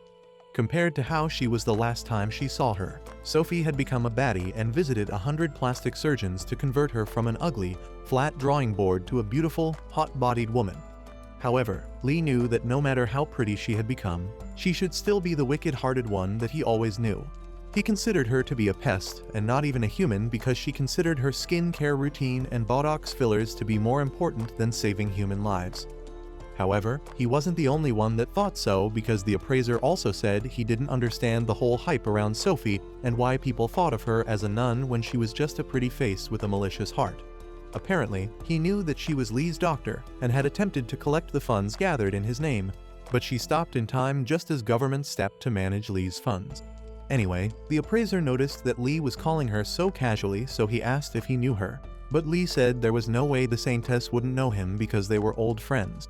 Meanwhile, she still couldn't get over Lee's overwhelming power because it reminded her of the old famous Lee and gave her goosebumps so much so that she preferred to die. Anyway, she sent her personal bodyguard to return to the pawn shop and find out Lee's true identity, but the bipolar kicked in and she instructed the bodyguard to go on a shooting spree. However, the hitwoman said that the appraiser was highly valued by Virgo, and they would still have to sell their items. But Sophie was again proving Lee's point about her being a pretty face with no brain.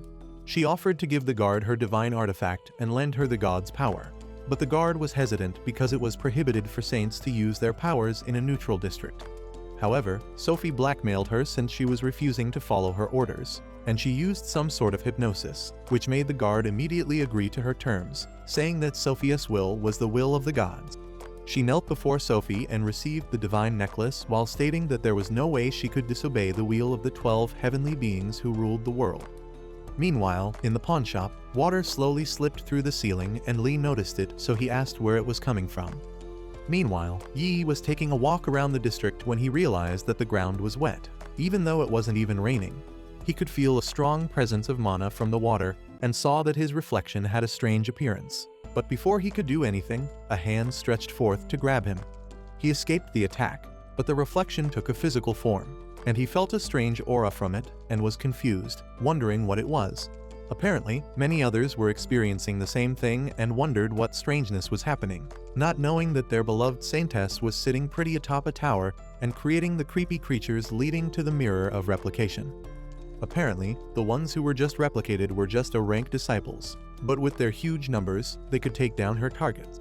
Yi saw her guard and called her out for using a battle skill in a neutral zone, so he said she should cancel it right away. She told him that he couldn't complain because everything she was doing was being done under the saintess's orders, and that it was the will of the gods that she carry out such atrocious crimes. She immediately activated the divine artifact, and a bright light shone through, so Yi stepped in quickly, attempting to stop it, but he failed to. The light blasted through the skies, and those water figures enveloped those on the streets, so the guard moved to her next targets, which were the appraiser in the divine artifact store and Lee. She commanded the figures to firstly capture the appraiser, and they immediately vanished. Yi was trapped in the water bubble and rather too helpless to stop anything from happening, so he only hoped he could find a way out of his situation before completely losing consciousness.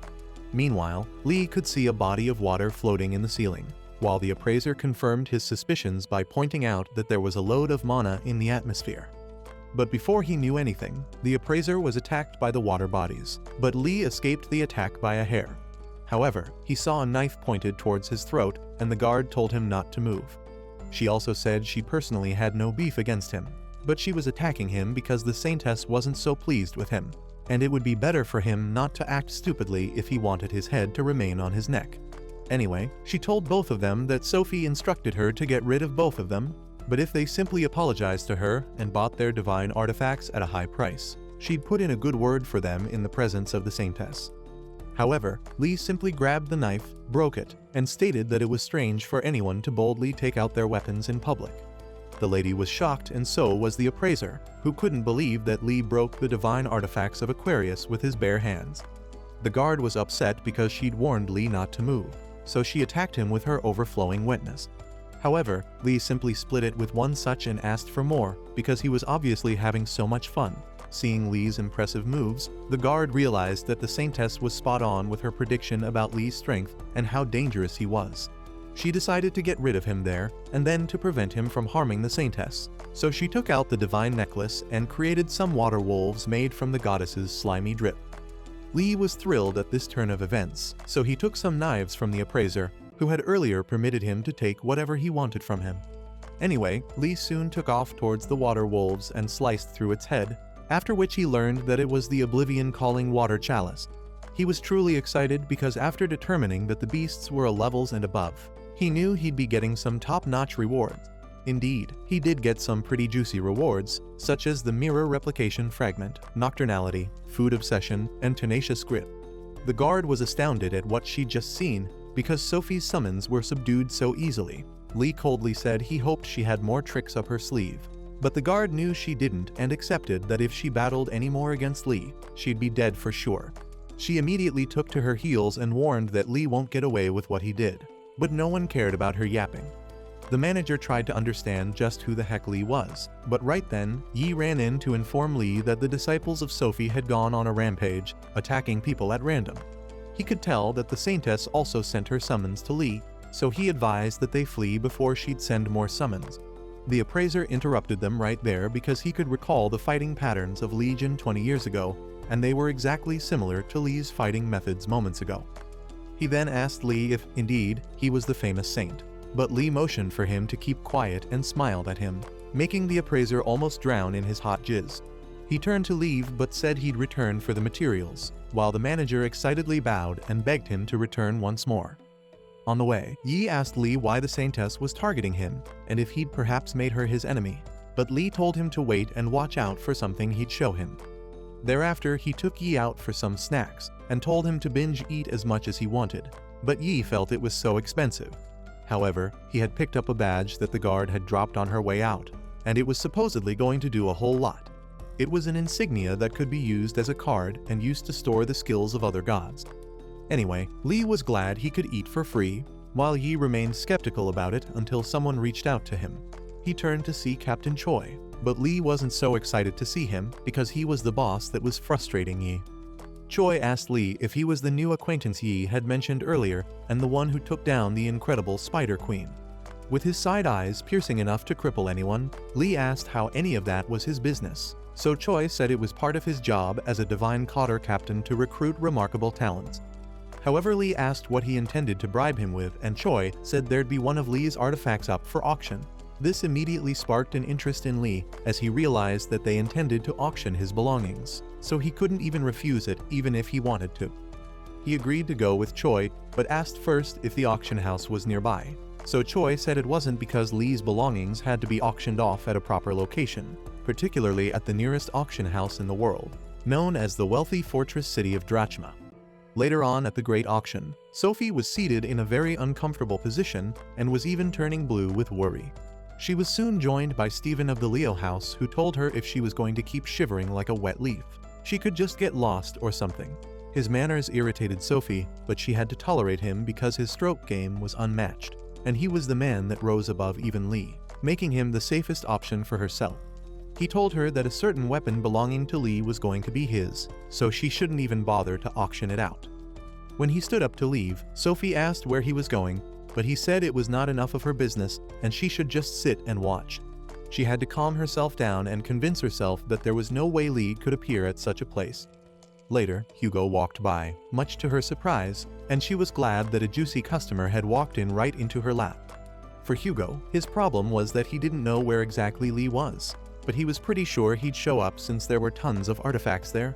Sophie walked up to him and asked if he was well, but he seemed to be disgusted at her sudden appearance. She mentioned that he previously was the face of the saints, but was now so withdrawn, probably because he had few disciples. Hugo didn't care about any silly thing she had to say, so he told her to shut up and get the heck out. Yet, Sophie said he was just trying to ignore her again for no justifiable reason, but doing that would make him lose his children just as he lost his wife. With a cynical laugh, she suggested that his wife was probably dead because he was incompetent as the head of his family and instead caused the home to fall apart. Already, Sophie's taunting was more than enough to make Hugo upset, so he was blazing with rage and fired an explosive attack towards her, and then reminded her that he told her to get the heck out already. However, Sophie held his hand and told him to control his temper, as she hoped he hadn't forgotten the truce they agreed upon 10 years ago. Next, she activated her powers and reminded him to ward off his status as a half-saint. But suddenly a voice from nowhere called her a pest, and she instantly froze midway as Lee pointed a finger right at the center of her forehead.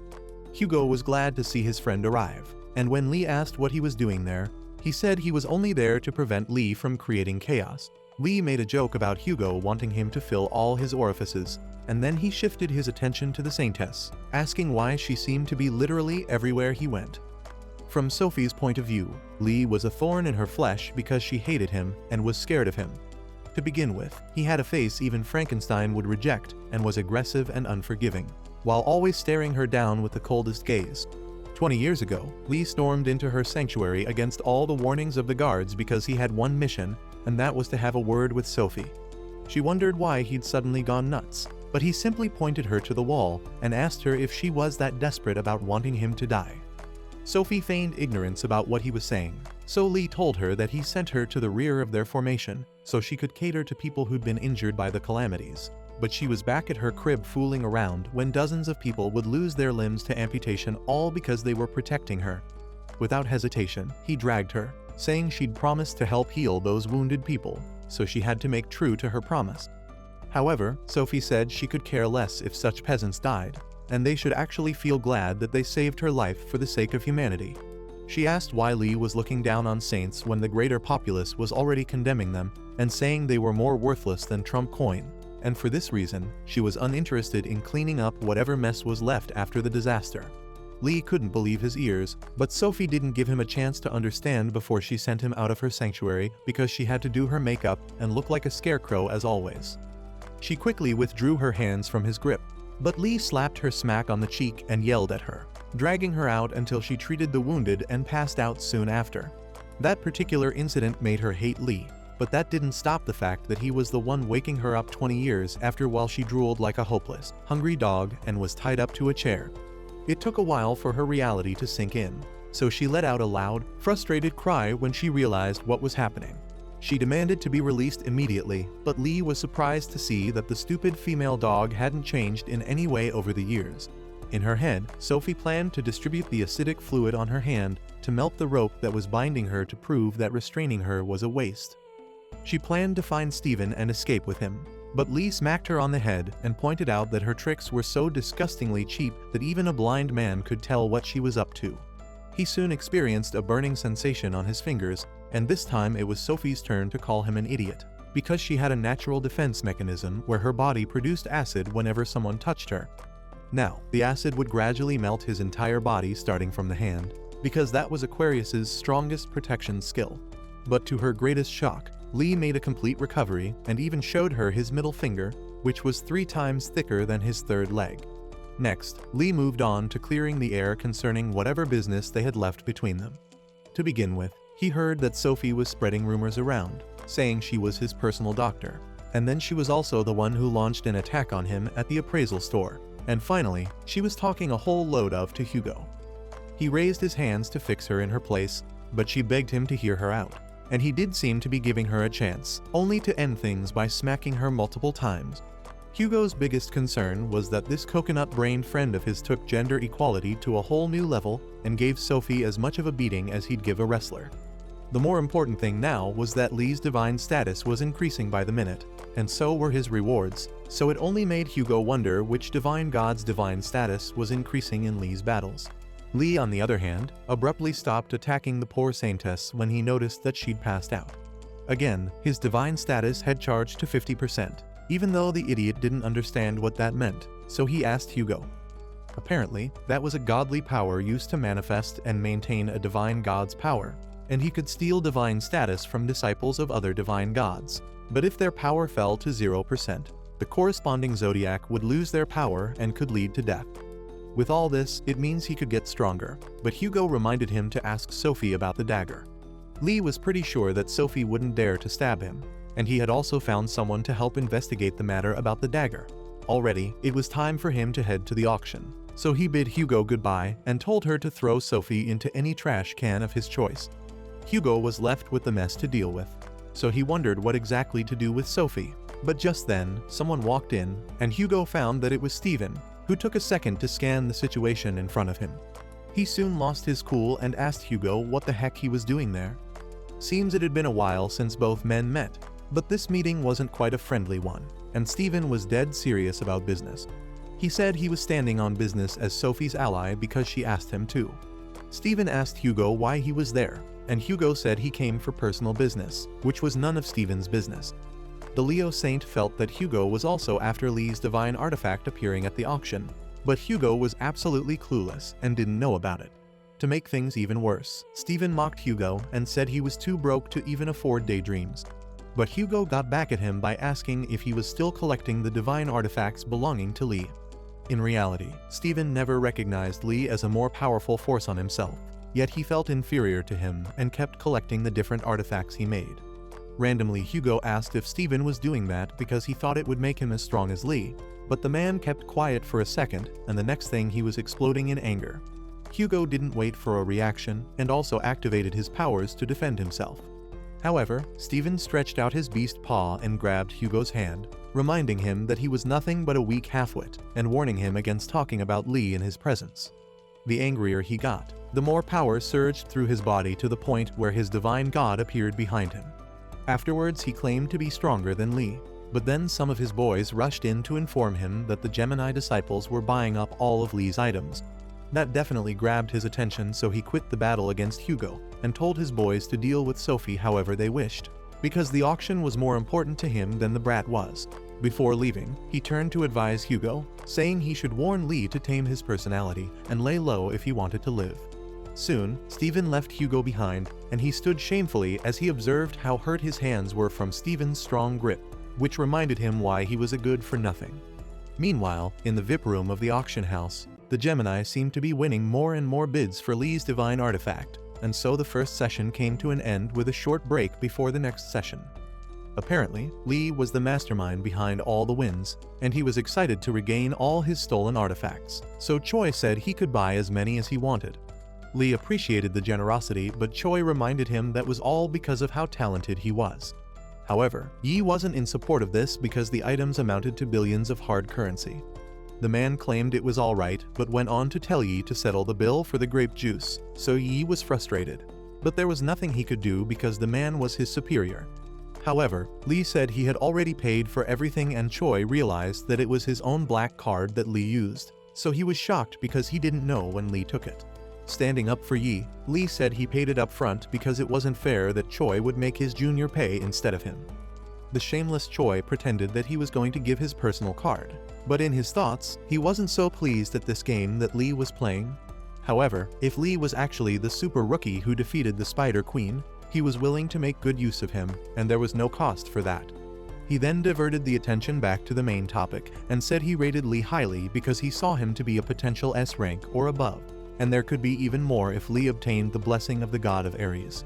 While he was talking, Lee noticed that Choi was using a mind-dominating fog that others weren't seeing, which could make anyone trust him. Choi went on to add that Lee could become the successor of the saints, or even be one of the 10 saints, and then he'd be extremely wealthy and possess the strong authority of the magician, Saint Aries. Now it was all down to Lee's decision to accept Choi's proposal and walk into greatness. Unexpectedly, Lee burst out laughing and said in summary, Choi was asking him to become the servant or a poor divine god. Choi was surprised at the sudden mood swing in Lee and tried to cheer him up when someone at the door said the auction items were present. This was a perfect opportunity for Choi, so he ushered them in, and a lady walked in presenting one of the divine artifacts and some certificate of authenticity to Lee. Choi was shocked to see this and asked if he bought the Lee divine artifact, but Lee simply said he'd permitted him to get whatever he wanted. Choi was super scared because he knew Steven badly wanted the artifacts, so he said to refund the item. But just then, the door was shattered by a mighty force and Steven walked in, demanding to know who dared to lay a finger on his items. When he saw Steven, Lee asked if he was the one aiming for the divine artifact, but Choi quickly apologized to Steven, saying that Lee was a newcomer who didn't know what he was doing and he'd return the artifact back to him. Steven said he was okay as long as Lee admitted to his fault and returned it. Choi was relieved and said Steven could pay for the artifacts when he was ready, but Steven indirectly said he wasn't going to pay and pointed out that was Choi's punishment for laying his hands on something that belonged to Steven. The saint covered Choi's fragile skull with his palm and almost popped his brain out of his socket, but he found out that there was no brain at all. Lee told him to stop with the crap because what he won was already his, and he could only sell it to Steven at the premium of 200 billion. Somehow, Lee's audacity shocked Steven, and he busted out laughing as he remarked that Gemini wasn't full of cowards anymore and had at least one man with balls of steel. Choi was devastated beyond words because Lee was acting like he had a death wish. However, Steven pushed Lee's side and told that he liked him for his courage, and then he asked Lee to introduce himself because he felt the meeting was destined. He went first and introduced himself using his sparky boom boom powers. Lee just looked and noticed that Steven was being so cocky because his power had increased by a bit. But he still couldn't deny the fact that Steven possessed actual combative powers that were much better than Sophie's or Hugo's. The divine god, Leo, appeared and attempted to claw down Lee's divine serpent, while at the same time, Steven landed at his hands on Lee's shoulder with his sparking, electrifying gust of power that filled the entire room. At the point it looked like Lee was done for, so Yi and Choi had a look of concern on their faces, while Steven bragged about how he'd successfully made Steven paralyzed. However, he later found out that his attack had no effect on Lee, and Lee even asked him if he was shaking the dust off his shoulder. The man was confused and asked if Lee redirected the attack with teleportation, but Lee called him a muscle-brained fool and reminded him that the skill named Rock Squall Break, which Steven used against him, was actually created by Lee, so the skill won't work on him. Years ago, Steven had begged Lee to teach him the skill so he could use it to save people, but he was apparently only using it for personal gains. Hearing the truth shocked Stephen, and he wondered how on earth Lee knew everything about him. But the auctioneer announced that the second phase of the auction would begin. Stephen was way too interested in the auction to deal with his confusion about Lee, so he headed out for the auction and Yi went to check on Lee. Meanwhile, Choi was trying so hard to analyze Lee's movements and understand how he dodged the attack, so all he could end up with was a question about Lee's true identity. Later at the auction, the auctioneer started by narrating a story of a Berlin Wolf incident that happened 24 years ago, where an unknown calamity attacked an island in Germany. It was a complete catastrophe that caused all weapons and armors to melt, and the 12 saints failed to subjugate the calamity as well. However, Lee appeared and defeated it with a special artifact, and that was going to be the first artifact of that phase of the auction. Stephen was all smiles because he was confident that the artifact was finally his for the taking, after years of dreaming about the weapon. His memory went back to 20 years ago when they arrived at the island of the calamity. 4 days since Lee entered, they still had no confirmation about what was happening inside, and they had no way to get inside because of the strong poison surrounding the island.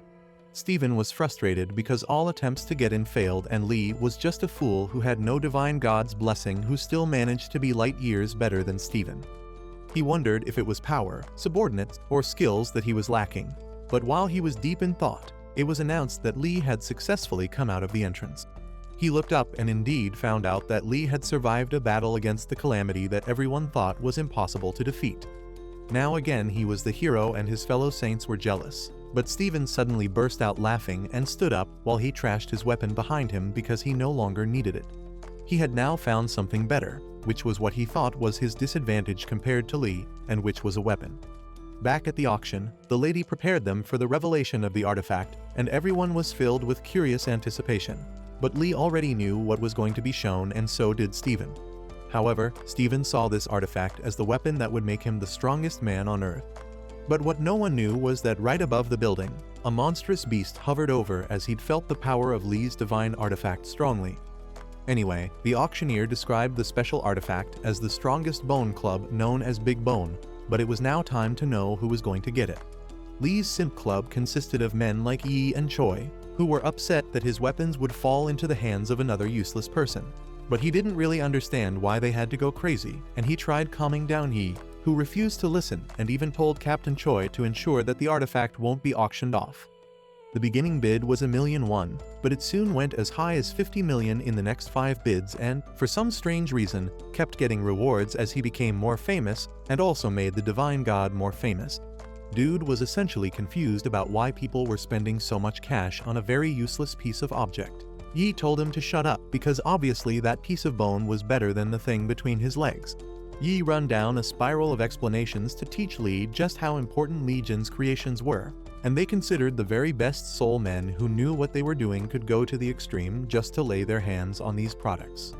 Of all men, the most obsessed with Lee's products was Saint Stephen, who had gone far and wide round the globe attempting to collect every single piece of artifacts belonging to Lee. For Yi, the most unfortunate thing was the artifacts mostly formed part of Stephen's collection because most of the profits went into an account managed by the government. Well, this was pretty interesting as he found out that he'd be getting profits in his account either way, so he sat to enjoy the show, even as the artifact went from $50 to as high as $100 million. But to everyone's greatest shock, Stephen bid $1 billion and the whole room fell silent. He repeated himself and said if $1 billion wasn't enough, he'd buy it for $10 billion. With this, the auctioneer called the outrageous figure for a counter bid, but no one could bid past that figure for a dumb piece of bone, not even Elon Musk, and eventually it was sold to Stephen. At the end of the day, it was announced that Big Bone was sold for $1 billion. Some janitors overheard this and daydreamed about having such an amount of money, even though that was far from their reality. However, the sudden appearance of the dragon-like beast at the window made them change their minds. Meanwhile, Stephen shamelessly flaunted his big bone and was cheered on by the hungry crowd. But suddenly there was a loud crash from the rooftop, and everyone was thrown into confusion. The dragon beast reared its head and was glad to have found the divine artifact. So when it spotted Stephen holding it above his head, it roared terrifyingly and charged towards the man. However, he wasn't going to let it go without a fight, so he supercharged the big bone and swung it towards the beast, causing it to fall back while creating a massive impact on the entire building. Steven was pleased with the presence of the calamity because it allowed him to test the power of the artifact. But soon they drew his attention to the fact that the magic tower teleport zone was falling apart. This was creating such a mess that the other inhabitants of the city saw the tower teleport zone as floating debris. The issue was that if the debris hit the ground, the floating island would collapse. All the disciples decided to gather their strength together to prevent that from happening. So they all began to pool their strengths and directed it at the floating debris, trying to get rid of it. However, all attempts failed, and they realized that their power wasn't sufficient enough to do the damage. Eventually they gave in and began to flee the scene, but suddenly the fury of Apollo was unleashed, and the debris was burnt in an instant. This was all thanks to Hugo's flames, and the people thanked him for being their hero. However, he spotted another dragon beast which slowly began to approach him. It started by releasing some bloody substance from its mouth and gradually released that onto the faces of unsuspecting victims standing nearby, drawing them in and controlling their bodies. Just then, Hugo was about to attack it with flames, but before he could completely get it, a loud roaring sound from behind startled him, and he turned to find the initial dragon beast that had attacked Steven earlier that day. Its mouth was wide open and teeth were waiting to chew on his meat in the most undesirable way. Hugo's life was almost over before his very eyes, but Lee came to the rescue and kicked the dragon away from him. But Hugo was also falling backwards and called out to Lee for help. Lee told him to be a freaking man and get a grip, and with a bit of his support, Hugo gained some stability and thanked his friend for coming through. But Lee was so disappointed that even though Hugo was a saint, he was still weaker in combat than Lee, who was just a production class dude.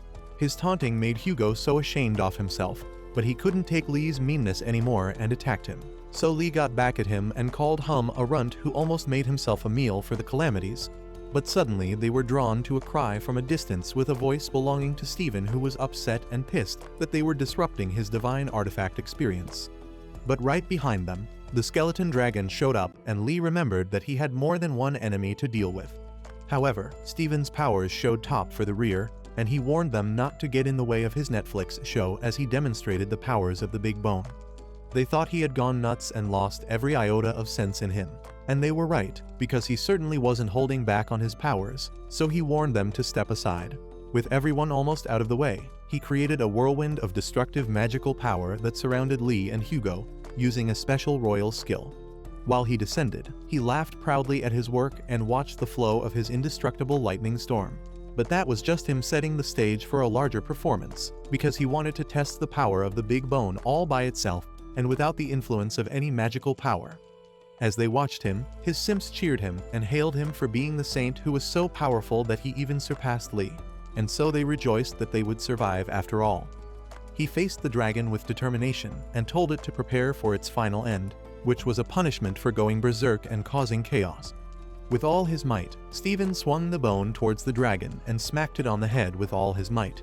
But that felt like a feather stroking the dragon, and there was so much dismay and disappointment written all over his face and the faces of the simps who were really rooting for him.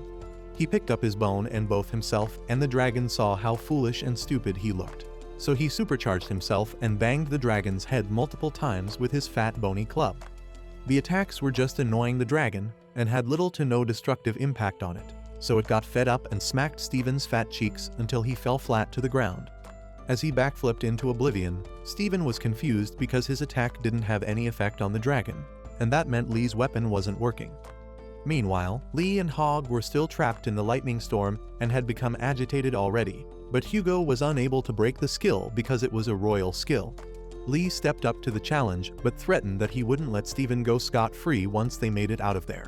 Eventually, they got out of the storm and decided to get rid of the bony dragon over there, but there was a much bigger problem. They realized that some humans had now become zombies under the dragon's control, because they got dominated by the beast's ability as a ploy to use them as hostages to prevent Lee and Hugo from attacking the beast. At this moment, their best bet, which Lee suggested, was to tackle the problem head-on. But Hugo would only do so if Lee had a plan, and was disappointed to find that the empty skull was just talking through the side of his teeth.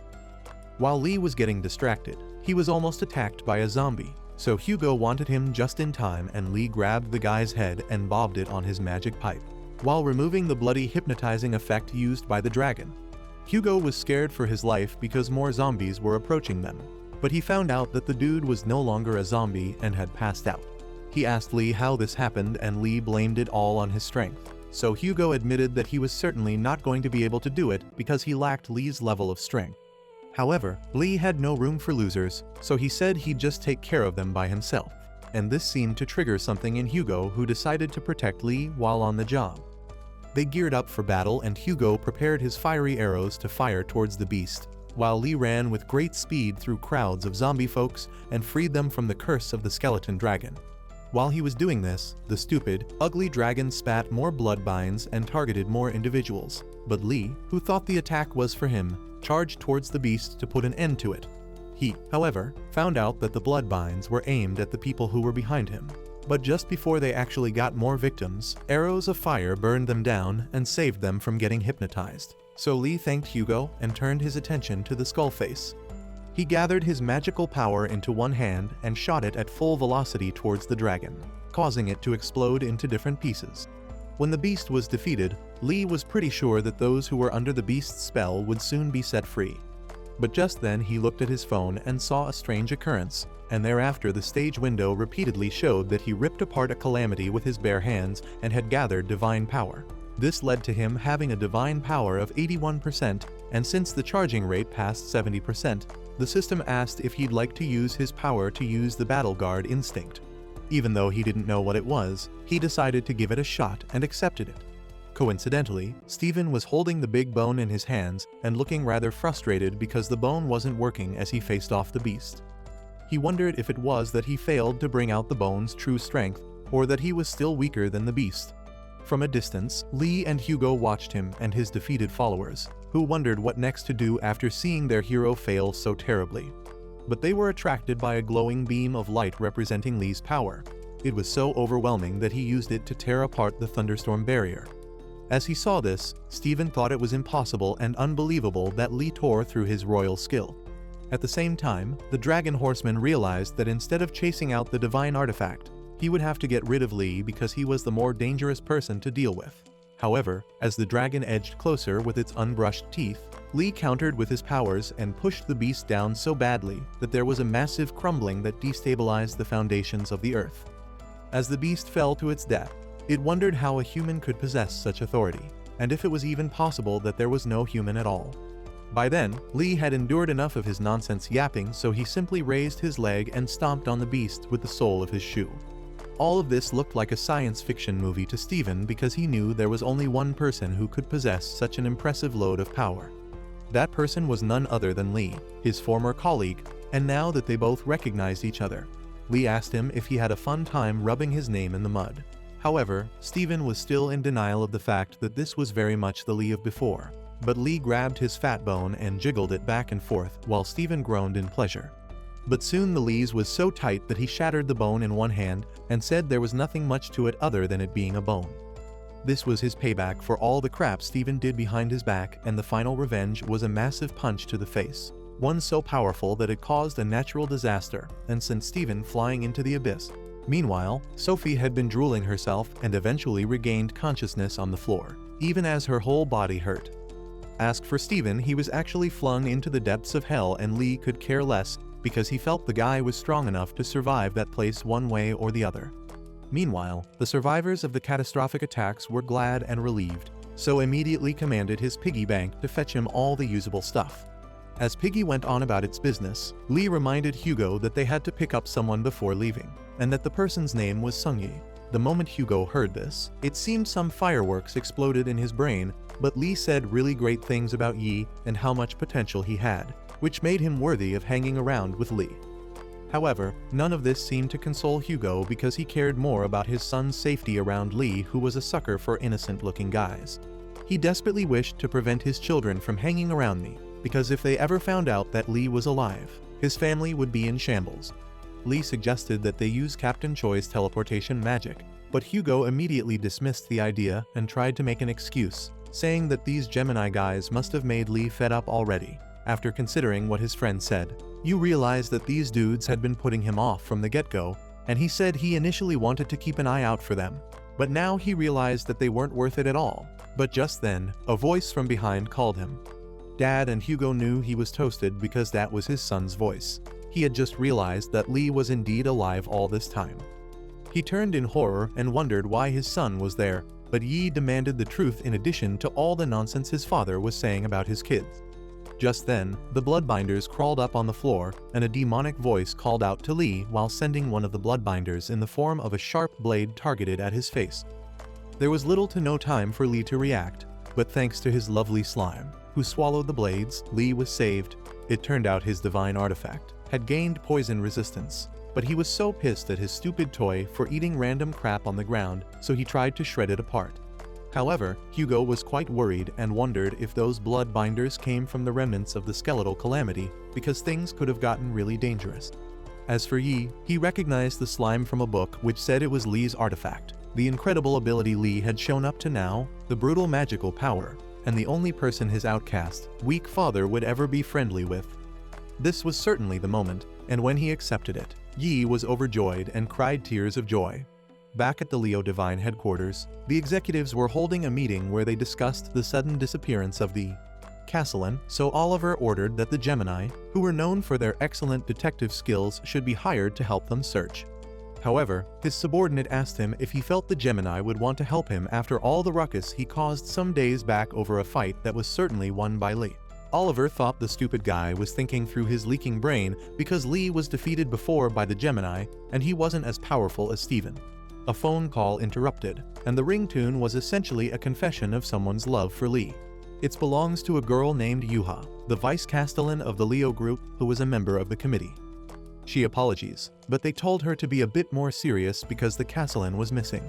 But she could honestly not care less because he was nothing but a dumb fool, and there was no point in looking for them because they completely relied on their tough bodies to survive, so they will be good after all. Oliver reprimanded her and said she should be taking more responsibility as the vice. But Yuha was so interesting in her phone as her brother had just sent her a message stating that they had a new uncle who was super cool. She immediately turned to go home and told them all to do their best or whatever, leaving them all in the state of confusion while Oliver lost his mind and his sneeze. Meanwhile, at Sophie's residence in the sanctuary, she was flooded with tons of questions from reporters who wanted to know more about her kidnapping and about rumors concerning Li's return. A bouncers desperately tried to hold them back because she needed rest and promised an interview in the near future. However, Sophie was truly not in the best shape and had essentially lost her mind and cursed out Leo, while torturing her face with the cheap face mask she bought from a yard sale. Later on, she passed through the hordes of reporters who wanted to find out more about her kidnap, but a green light on her necklace suddenly glowed brightly, and so many of them thought it was a terrorist attack. Turned out to be a holographic message from Li, who said he wasn't dead and commanded Sophie to tell everyone the truth about what happened 20 years ago. Sophia was in a distraught state because she didn't know what to do. In the first place, if she told the truth, the other saints would be after her head, but if she did not, Li would not let her live peacefully. She was completely losing her mind over Li, who was having the time of his life, planning to cook instant noodles after a stressful day. On the news, it was announced that Sophie didn't make any official statements that day and chose to remain silent, cooped up in her residence. A guy who was watching the news and probably one of the 12 saints saw this to be a very bad omen. The next day, at Hugo's house, he and Li played archery and Hugo got some really nice shots, but so did Li, although he just had to thread the path of a gigachad. He was having fun with it, but Hugo felt he was only there to make fun of him. Later, Yi walked in with water and a towel for Li, acting like a hopeless simp while his father fumed jealously at their unnecessarily close relationship. He tried to ask Yi for some water, but the boy told him to go get some by himself. While Hugo wailed on the floor, Li was checking the status window for his new abilities. The first one was that he had created a private palace, which was confined because the space level was too low.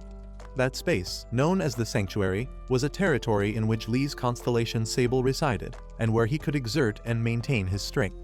He stepped in, and there were parts of the sanctuary with mages, so the status window permitted him to manage the sanctuary and even move the piggy bank in if he wanted to.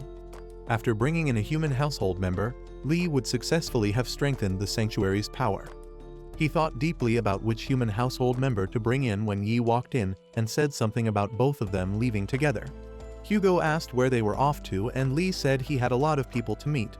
The first was Choi, who still wanted to know if Li was interested in becoming a Gemini. But Li was seriously digging into some chicken's laps and wondering whether Choi was just being jobless or what. Anyway, Choi said recruiting talented people was his job, and there was also no way Lee planned to escape with millions worth of Gemini's money that he used up at the auction. The brief moment of silence made him realize that Lee was absolutely planning on running with Gemini's money. In his thoughts, he realized that even though this pestering was so annoying, it was a good chance for him, because after dealing with Yang, Sophie, and Steven, the next in line was the Gemini queen he described as a rotten little witch. He eventually agreed to join the divine cotter of the Gemini, but on one condition, which was that Choi would give him the badge he was wearing. The moment he altered that monstrosity, the guards were so pissed because the saint gave Choi that badge by her own self. But Lee wasn't interested in talking to those useless guards. He mentioned the fact that that badge would grant him access to benefits that come with being a member of Gemini's cotter, and outside the empty promises of the divine captain, Lee was interested in getting something tangible. He asked him just how much he was willing to invest in a talent, and Choi told him to give him some time to think things over. It seemed to those guys that their leader had lost their mind, but Lee wasn't even being patient with Choi and told him to hurry his decision because he had another appointment right after that. Meanwhile, Yi had been texting Lee while he waited at an ice cream place, where he planned to meet both Lee and his sister. He wondered if Lee would like to lick his ice cream, but even more, he wondered just how excited his sister would be after finding out that Lee was the uncle he had spoken to her about. He also planned to hand over his dagger to Lee for his signature, but right then someone snatched the dagger away from him, asking him why he was playing with such a dangerous knife. It was some dumb blonde idiot named Shiwoo, who was in a ranked Gemini disciple together with his cohort. Yi asked him to hand over the dagger right away, but Shiwoo warned him to watch his tone.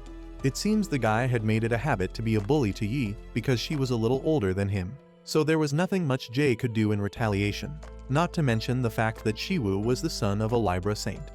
Obviously the guy knew his benefits and continued being a bully because he could get away with that. So when Yi demanded his dagger, Shiwoo's boys pinned him down to the ground. They were so loud that they attracted so much attention from the crowd, and Shiwoo asked Yi why he was attached to the dagger, and whether it was something that Lee created or it was a memento of his sleeping mother. The moment Shiwoo mentioned Yi's mother, his anger overwhelmed him, and suddenly, Lee's dagger was activated because it was responding to its owner being in danger. The weapon shone brightly, and gradually Lee appeared from the dagger, trying to squeeze himself out of it while Shiwoo blasted his pants due to fear. On the other hand, Yi was happy to see his uncle, and he wondered how Lee knew he was there. So Lee explained that it was probably the consumable summon skill he left in the dagger, which was activated and summoned him right away. Anyway, the problem right now was that those idiots were disturbing Lee, so he was going to instill some discipline in their bones so they know how not to mess with anything belonging to him. Let's rewind to moments before now, before Lee was summoned. He was still waiting on Choi's response when Choi agreed to give him the budget in exchange because, to the captain, that was a very small price to pay for winning a big catch like Lee. Besides, he planned on recovering the badge much later, so as he gave it to Lee, he told him to take good care of it. Now it was time for Lee to sign the contract right before his unsuspecting eyes. Lee disappeared, and they brought his heavy bill for the thousands of chickens Lee ordered. Back at the gelato cafe, Yi's bullies lay in an unconscious state on the floor, and Shiwoo in particular got a serious punching from Lee.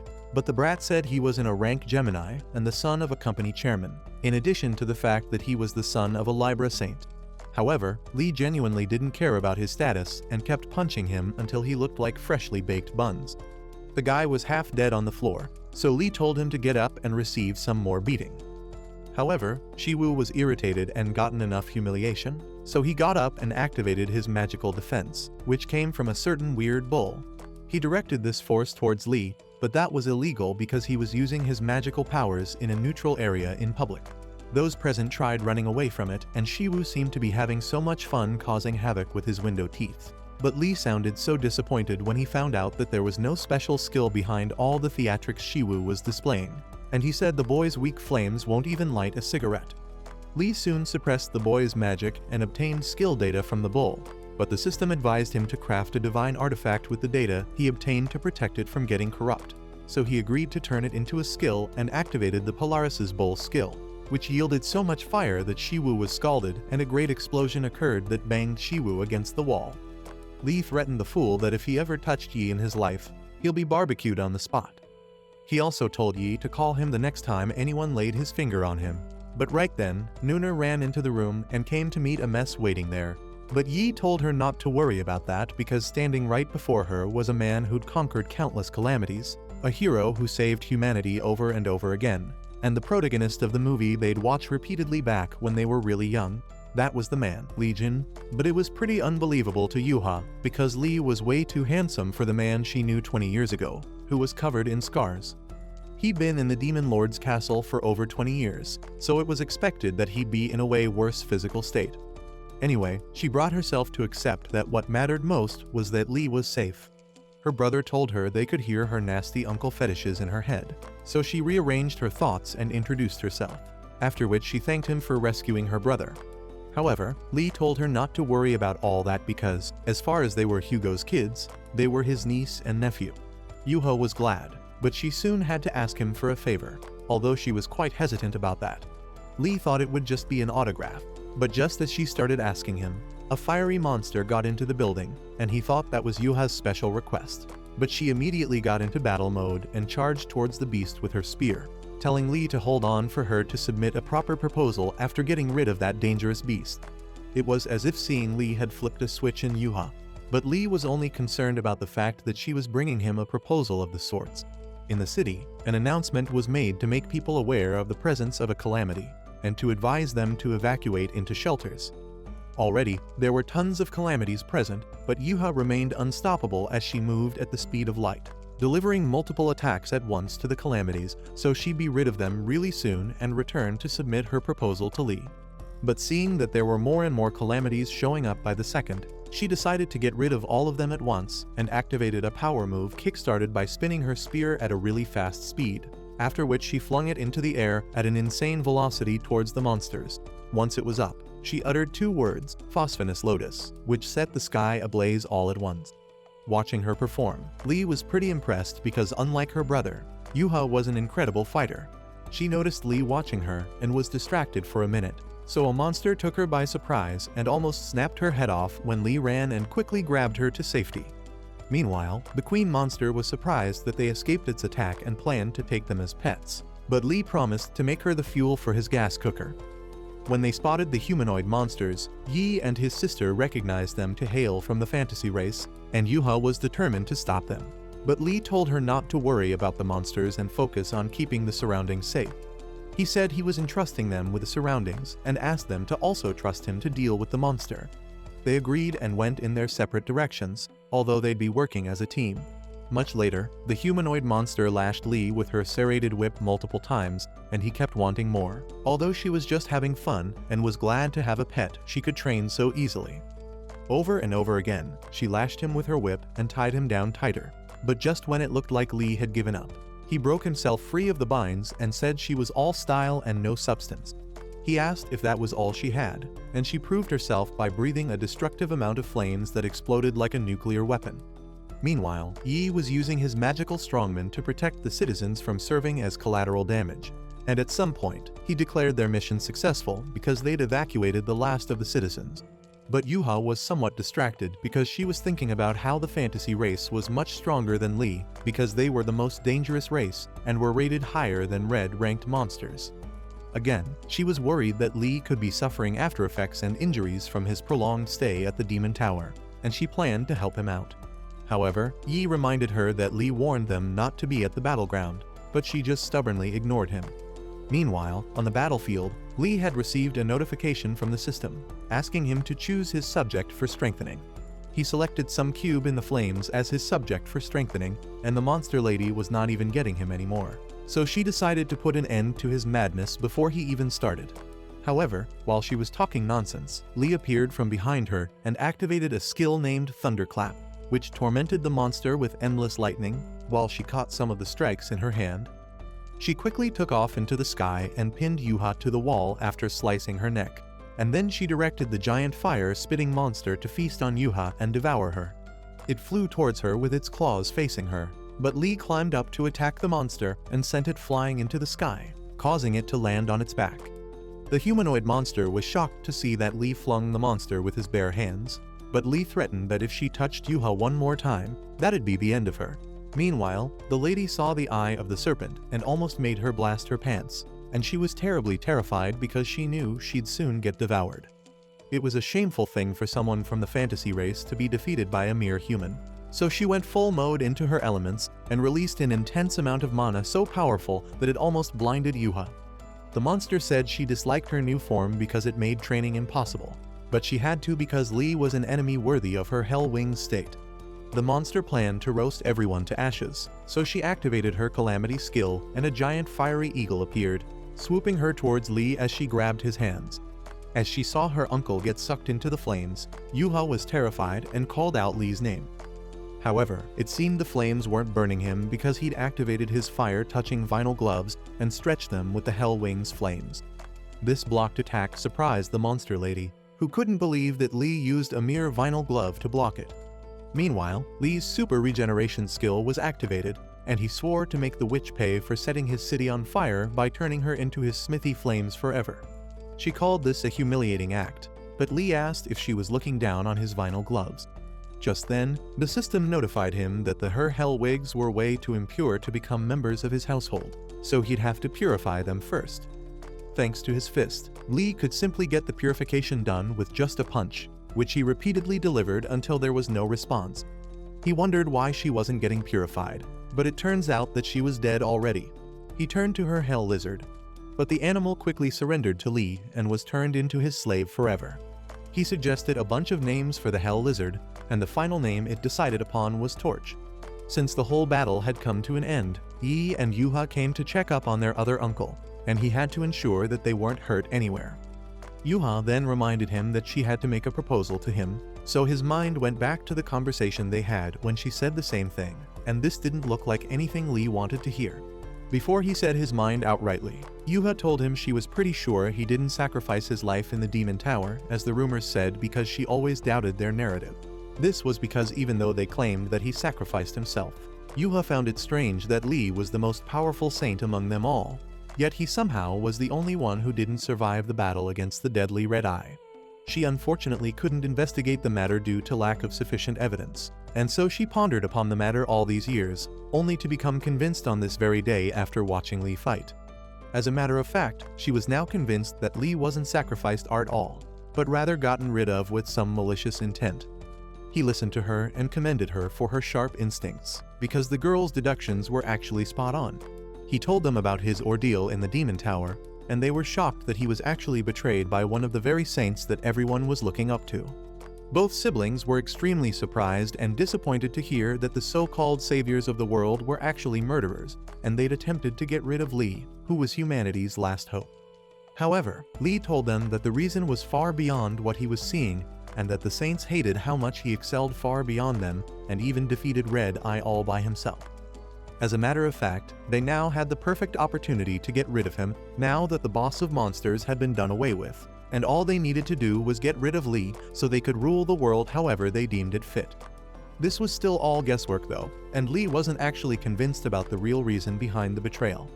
Yi wasn't happy as he realized that all those years, Lee had been trapped all alone in the demonic tower, and that other saints had taken the glory for his own conquest. Lee urged them both not to cry over spilled milk because he'd have his revenge against the saints in 100-fold. Just then he picked up his phone and learned that Sophie was planning an urgent trip to Korea for a press conference, so he was prepared to deal with her as the last thing on his schedule for the day. Later at the conference hall, loads of reporters were waiting to see Sophie and hear whatever was so important for her to say that she held a press conference in Korea. Some speculated that it could be about the incident at the auction house, while others felt it would be about Lee's rumored reappearance. Either way, she was going to be spilling some big tea that day, and even for Sophie, whatever she said that day was going to leave her in the most messy situation, so she wished she could just run out of the conference room. Unfortunately, that was going to cost her something huge, given that Lee's divine artifact was around her neck, and she wasn't particularly sure what effect it would have on her if she defaulted. Anyway, she had to do as Lee commanded so her head would stay on her neck, because even though the other saints were a problem, Lee would end her life faster than all of them combined. Hesitantly, Sophie announced that the reason for holding the press conference was to unveil certain truths about what happened 20 years ago. She ensured to remind them about the whole incident, and then went on to confess that the real person who defeated the Red Eye Demon Lord was Lee. Some people simply took in that new bit of information, But it suddenly occurred to others that the saints had been capping for 20 years, and it wasn't Steve or whoever that subdued the demon lord. This made them question their entire lives, and they eventually popped the big question, which was whether Lee was alive. Sophie swallowed hard for a second and eventually responded in the affirmative, but some mysterious dude behind her said there was no way it was possible. She turned and saw a guy named Gene, who was the Capricorn saint and had the darkest aura around him and looked like he'd come to suck her soul. So naturally, she became pale white, and Gene said there was no point in her continuing the press conference anymore. Sophie tried so hard not to lose her composure in front of everyone, but Gene drew closer to her and told her to shut up with whatever the heck she was trying to announce because she literally had one job: to sit pretty and act like a Barbie in paradise. He threatened that if she didn't keep her mouth shut, the whole world would see him ripping her mouth on live TV. And then he pressed a button and took over the press conference, announcing that Sophie was being blackmailed to testify falsely, but he'd step in and handle the situation. He apologized for ending the press conference so abruptly and for wasting everyone's time. But the reporters still had questions about Lee Jin, so he exuded his evil hypnotizing aura and said the same old thing that Lee died 20 years ago. And if he really was alive, all he needed to do was prove that by revealing himself. He asked why Lee wasn't showing himself, but a reporter asked him who was blackmailing Sophie and why the culprit was particularly mentioning Lee's name. These questions and more were running on the minds of the reporters, so they only hoped Gene had something tangible to say. He was becoming irritated by their persistence, so he began to activate his deadly magic to put them in check. But a familiar voice from behind him asked if he was trying to murder all the reporters. Of course that was Lee, but before the guy could do anything, Lee kicked his ugly face and blasted him off the stage. When Sophie saw this, she was doubly traumatized and started running for her life because Lee had somehow managed to show up there. Gene was trying so hard to recover, but Lee didn't give him a break and even compared Gene's face to a decayed Egyptian mummy. Lee held out some weapon looking like a tail, belonging to a strange teddy-like creature, which was the unarmed torch. Anyway, Lee asked Gene who gave him the authority to end the press conference. But Gene returned with a question, asking Lee about the origin of the tail because it belonged to one of the deadliest monsters, which was recently subdued. However, Lee told him to stop messing around because he'd cloned himself. Gene was surprised that Lee could tell his special abilities, so he asked to know who the guy was. Lee responded quite dramatically that he was Lee, the famous saint, and this took the entire audience by surprise, with a moment of silence ensuing after. However, they all burst out laughing some minutes after because that was one heck of a joke, given that Lee was on the front cover page of a botched magazine. Gene calmly said Lee was skilled but delusional for thinking he could impersonate the 30th saint. But before he finished that statement, Lee whipped his brains out and said they all needed to get their flat buns whooped, and that they could come for him if they weren't scared. This quickly turned into a chaotic situation as the crowd fled from Lee, who'd lost his mind, so Sophie, although still scared, decided to seize her chance to escape in the commotion. However, Lee appeared from nowhere and said there was nowhere she was going until she'd fully confessed the truth about who the saints really are underneath the masks and out of their false pretenses. However, Lee was suddenly informed that some really dark energy was headed their way, and indeed the whole hall was filled with an intense flood of magic. Sophie immediately said she could sense the presence of a divine god, and Gene's divine god spoke up about how he didn't expect Lee to survive the tower. But now that the dude was back, it was time to welcome Lee the Mafia way. Will Lee ever find out which of the saints stabbed him in the back? If you'd like to find out in part 2, send "Snitches Get Stitches" in the comments section. Leave a thumbs up if you liked the video and subscribe to the channel for similar content. As always, thanks for watching.